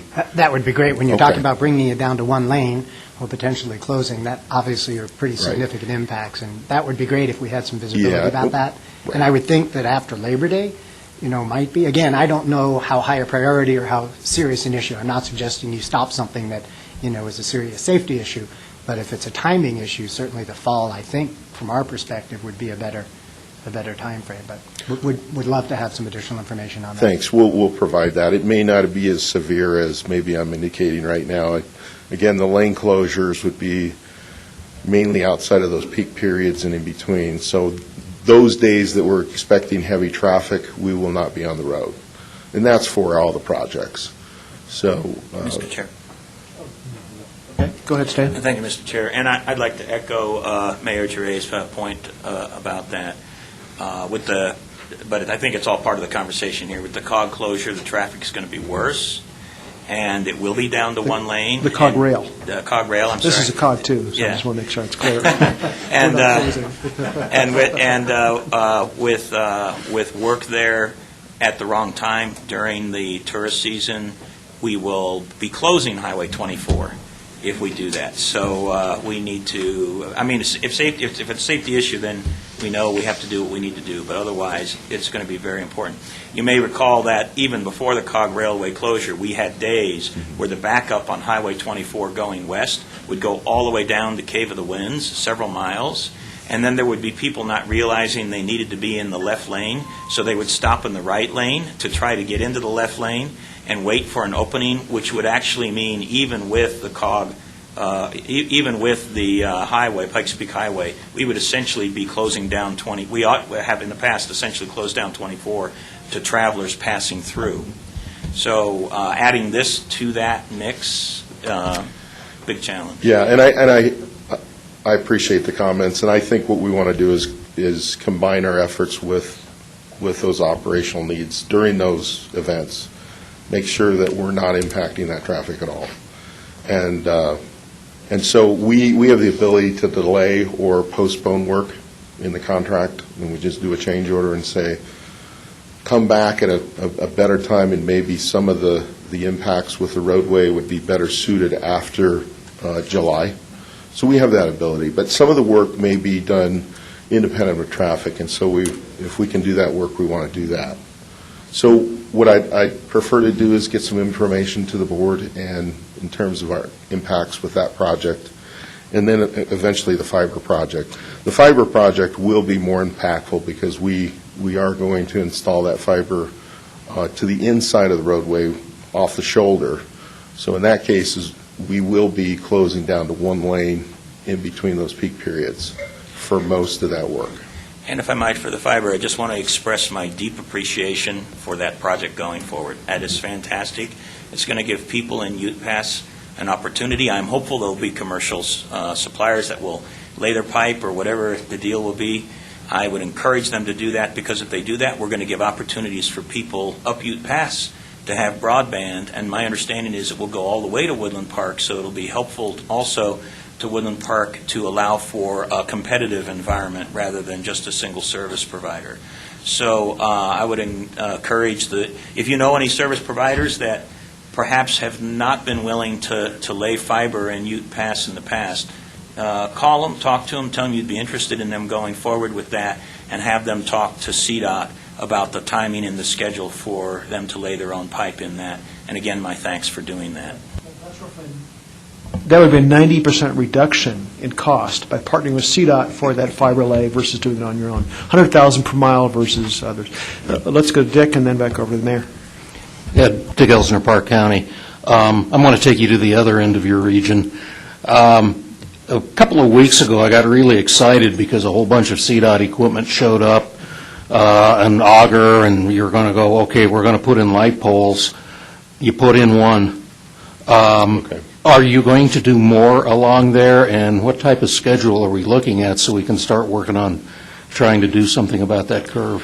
I did get an updated, some updated information, but not to answer your question, so I'll have to get back to you.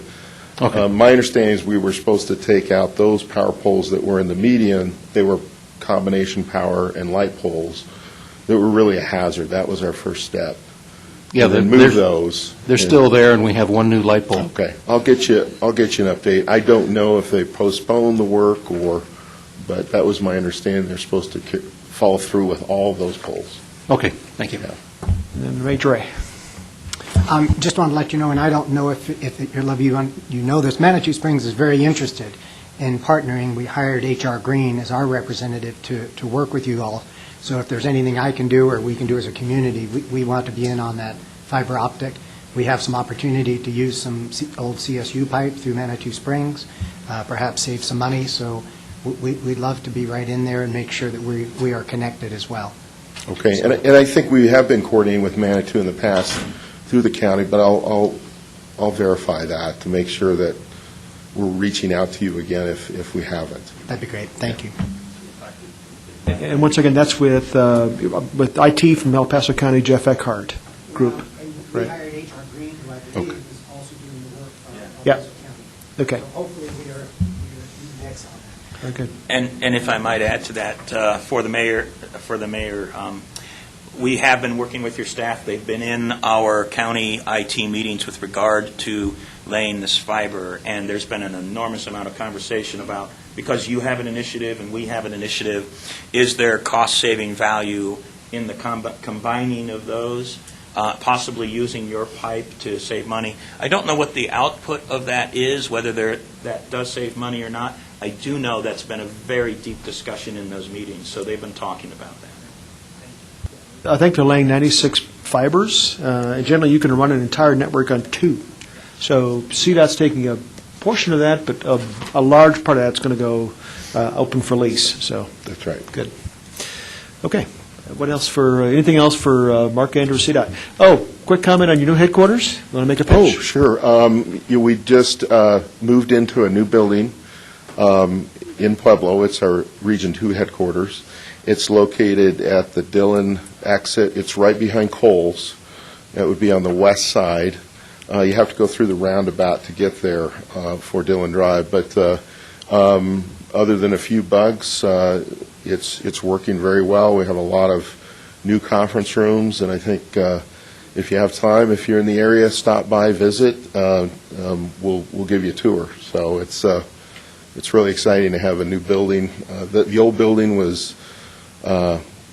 Don't need to go into a lot of details, but it was very difficult for the employees to focus. So the new building's such a relief. So thank you. Very good. Move on then to a stack update, and I'll start off. And if you have any comments that I miss, a couple of things. The highlights. We spent a lot of time about Senate Bill 1, which it's all been superseded now about what happened last night.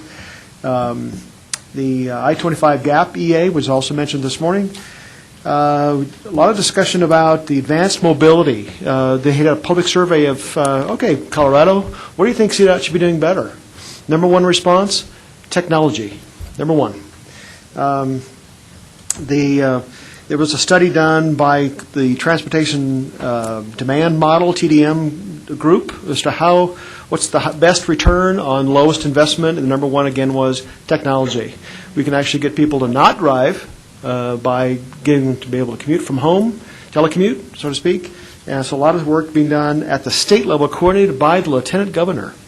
Some strong directives for putting together a statewide plan for partnership among state departments between CDOT, OEDIT, the Office of Economic Development and International Trade, the Colorado Broadband Office, CBO, under the Office of Information Technology, OIT. So lots of good things happening on the consolidated approach to a statewide fiber network. COGs are involved, the Southwest COG, and perhaps that's something we'd be talking about in a strategic plan of how this COG should be developed, should be engaged in the broadband fiber connectivity. So that's real quick. Andy, any quick highlights? I think you hit all the highlights. We did have a meeting after that to talk about resource allocation of revenue distribution formulas with the different federal grants that we deal with through USDOT. That's going to be an ongoing discussion and exercise over the next few months, so we'll keep you posted on that. But that drives how much money comes back to our region and others as far as our surface transportation planning funds and other planning funds that go into our work program. Yeah, but I think you covered it.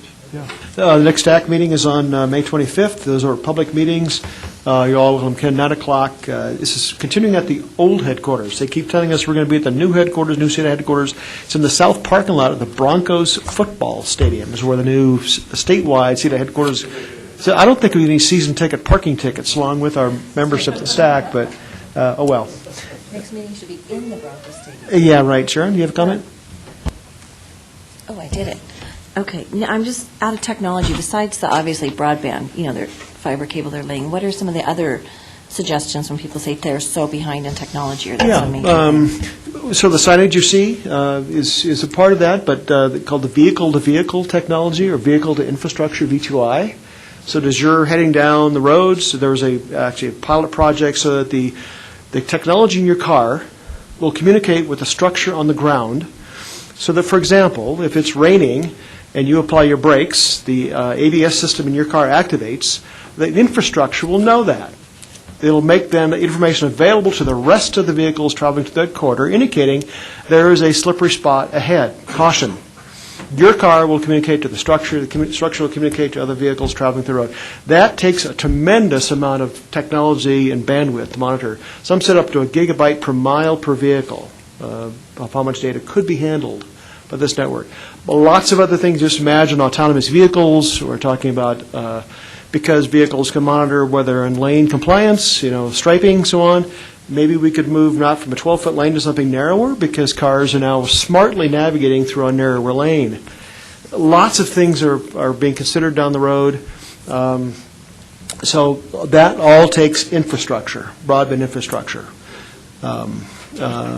Mr. Chair, there was also mentioned that there's a Hyperloop meeting, a town hall meeting later on in May. I don't have the date in front of me, but I could share that if folks are interested. But that's actually being explored as well. CDOT's not taking the lead, but a private company is, and they're partnering with them, but looking at big, bold ideas like a Hyperloop. That's Elon Musk. A Hyperloop with speeds traveling 700 miles per hour plus in a low, high vac environment, tube environment. That's about 18 minutes transit time between Colorado Springs and Denver. That's being considered in a short test run. That's competitive in both Hyperloop and Xloop and other competitors also looking. So there are some pretty exciting things that are happening both in the government sector and also the P3 public-private partnership area. It's pretty amazing, and I don't know if we're going to be able to keep up with reporting all that. But It presents a challenge to coming up with a long-range transportation plan out to the year 2045 when things are changing so much. So our motto has been we need to be firmly flexible with any plan we do come up with and update it as needed. Firmly flexible. Yes. Yeah. So if you think you're locked into an outcome, you're wrong. You need to be firmly flexible in your conclusions and being embracive, inclusive in a whole variety of new ways of thinking about transportation. What does an autonomous vehicle do for traffic? Does it increase or decrease? Do we have more or less cars on the road? Depending on what model you consider. So, and our, folks like Jennifer and new transportation manager Ken, I don't know, your heads must hurt thinking about embracing all this thing. So, okay, we'll wrap up with Executive Director's report. Andy. Okay, thank you, Mr. Chair. Just a couple of things real quick. Thank you for Dave Belzer mentioning that Carrie Schillinger moved on. Her last day was last Friday. Really appreciate her service. She was here for 9 years. She's not going far. She'll be the Executive Director of the Rocky Mountain Options for Long-Term Care. It's a single entry point for Medicare for our 3-county area. So you'll see her around, but really going to miss her. Great contributions here with the AAA. One other AAA item I wanted to mention is that last night we held a second in a 4-part series that we're partnering with ENT on for retirement planning. We had a series, the first event last week on Medicare. Last night was on Social Security benefits. And we have 2 more sessions that are coming up, one on retirement by design on May 15th, And finally, May 22nd on Estate Planning 101. We have flyers out front that you can pick up and also a big poster that you can see for more information on what's happening as far as the series. But just tremendous response from the community, a lot of interest in these programs, so really urge you and others that might be interested to sign up and attend. Really want to thank Roma Costanza and Pamela Hoggard and our staff that are coordinating this series. Really have done a fantastic job and really good response from the community. Shifting gears back to transportation again, just real briefly, was mentioned earlier by Jennifer that our new transportation director, John Leosados, is going to start next week, so we're really excited about that. So May 14th, we're setting up a series of introductory meetings. I'm reaching out to the jurisdictions to get those set up now, but also want them to come and meet with the board members as well. So really excited to have John on board here next week. The person that's probably the most excited about that is Ken Prather in the audience. I think we mentioned, last month, really appreciate all the work he's done. And really just to give you a sense as to, Ken's leadership, it wasn't just kind of steering the ship and kind of business as usual. We had a lot of stuff that happened over the past year. We amended the TIP to include our number one transportation priority in the adopted TIP with the I-25 program or project. Adopted a new TIP last month by the board that Ken helped to coordinate and shepherd through the committee process. We're making good progress with his team on the RTP, Long Range Transportation Plan 2045 update, and also had to go through a federal certification review a couple of months back with the feds, which is a really big deal. We do that once every 4 years to get our certification so we can bring federal transportation dollars back to our region to help our local community. So really appreciate all the work that Ken's done. It's been a lot over the past year plus, so it's been a lot, and really appreciate everything he and his team have done. Shifting gears one more time, we've got a couple of outreach meetings going out to our jurisdictions next week and a couple more that are scheduled in a couple more weeks. Monday night we'll be in Calhan for a meeting with their town council, and then Thursday night we'll be in Woodland Park. And I think we've got a meeting with the town of Monument the week after or thereabouts, 21st, yep. But others, we're still looking to sign up for a couple other jurisdictional outreach meetings as well. Park, yeah, I think we're confirmed with Park. Yeah, May 24th. Yeah, we've got that down. We'll be there as well. It might be just a couple of us. And then finally, the information we're getting through these outreach meetings, it's helping with the strategic plan that the board's going to work on over the summer. We've been giving a lot of thought to that. Jessica and I have been kind of putting our heads together, trying to figure out what the scope and the timeline and the process may be. So we're going to follow up today's discussion with an email later this afternoon with a draft outline of what we're thinking as far as how we think you all could pull that plan together and a tentative schedule. But it's also going to have a meeting invite in there as well, or not a meeting invite, but a poll to see when you're available. One idea we thought was that we could maybe start this off with a retreat of the board. We've got a couple of dates in mind based on a discussion with the chair last week. We think that might be helpful to get us all in the room and talk about goals and what your vision is and what our priorities may be for different parts of our program areas within PPACG. We're going to kind of precede that with a little bit of homework before we get into the initial retreat session itself and send out some more guidance on this in the next week or so, really for kind of a SWOT analysis by the board members. And based on what you know about PPACG and our needs in the region, currently, just let us know what our strengths and weaknesses, opportunities, and threats may be, and that'll help kind of get us started with this overall planning effort. We're looking at bringing on board a couple of resources. One would be a meeting facilitator that we could use for the retreat, but also following up on an idea that Councilmember Thompson had with the Veterans for Local Government Management Fellowship program, where you can get a transitioning military person transitioning into civilian life that has an interest in local government affairs. We're trying to find somebody that has a background in strategic planning or some similar type of planning work that can help us as well, and work with the facilitator in coming up with that strategic plan document.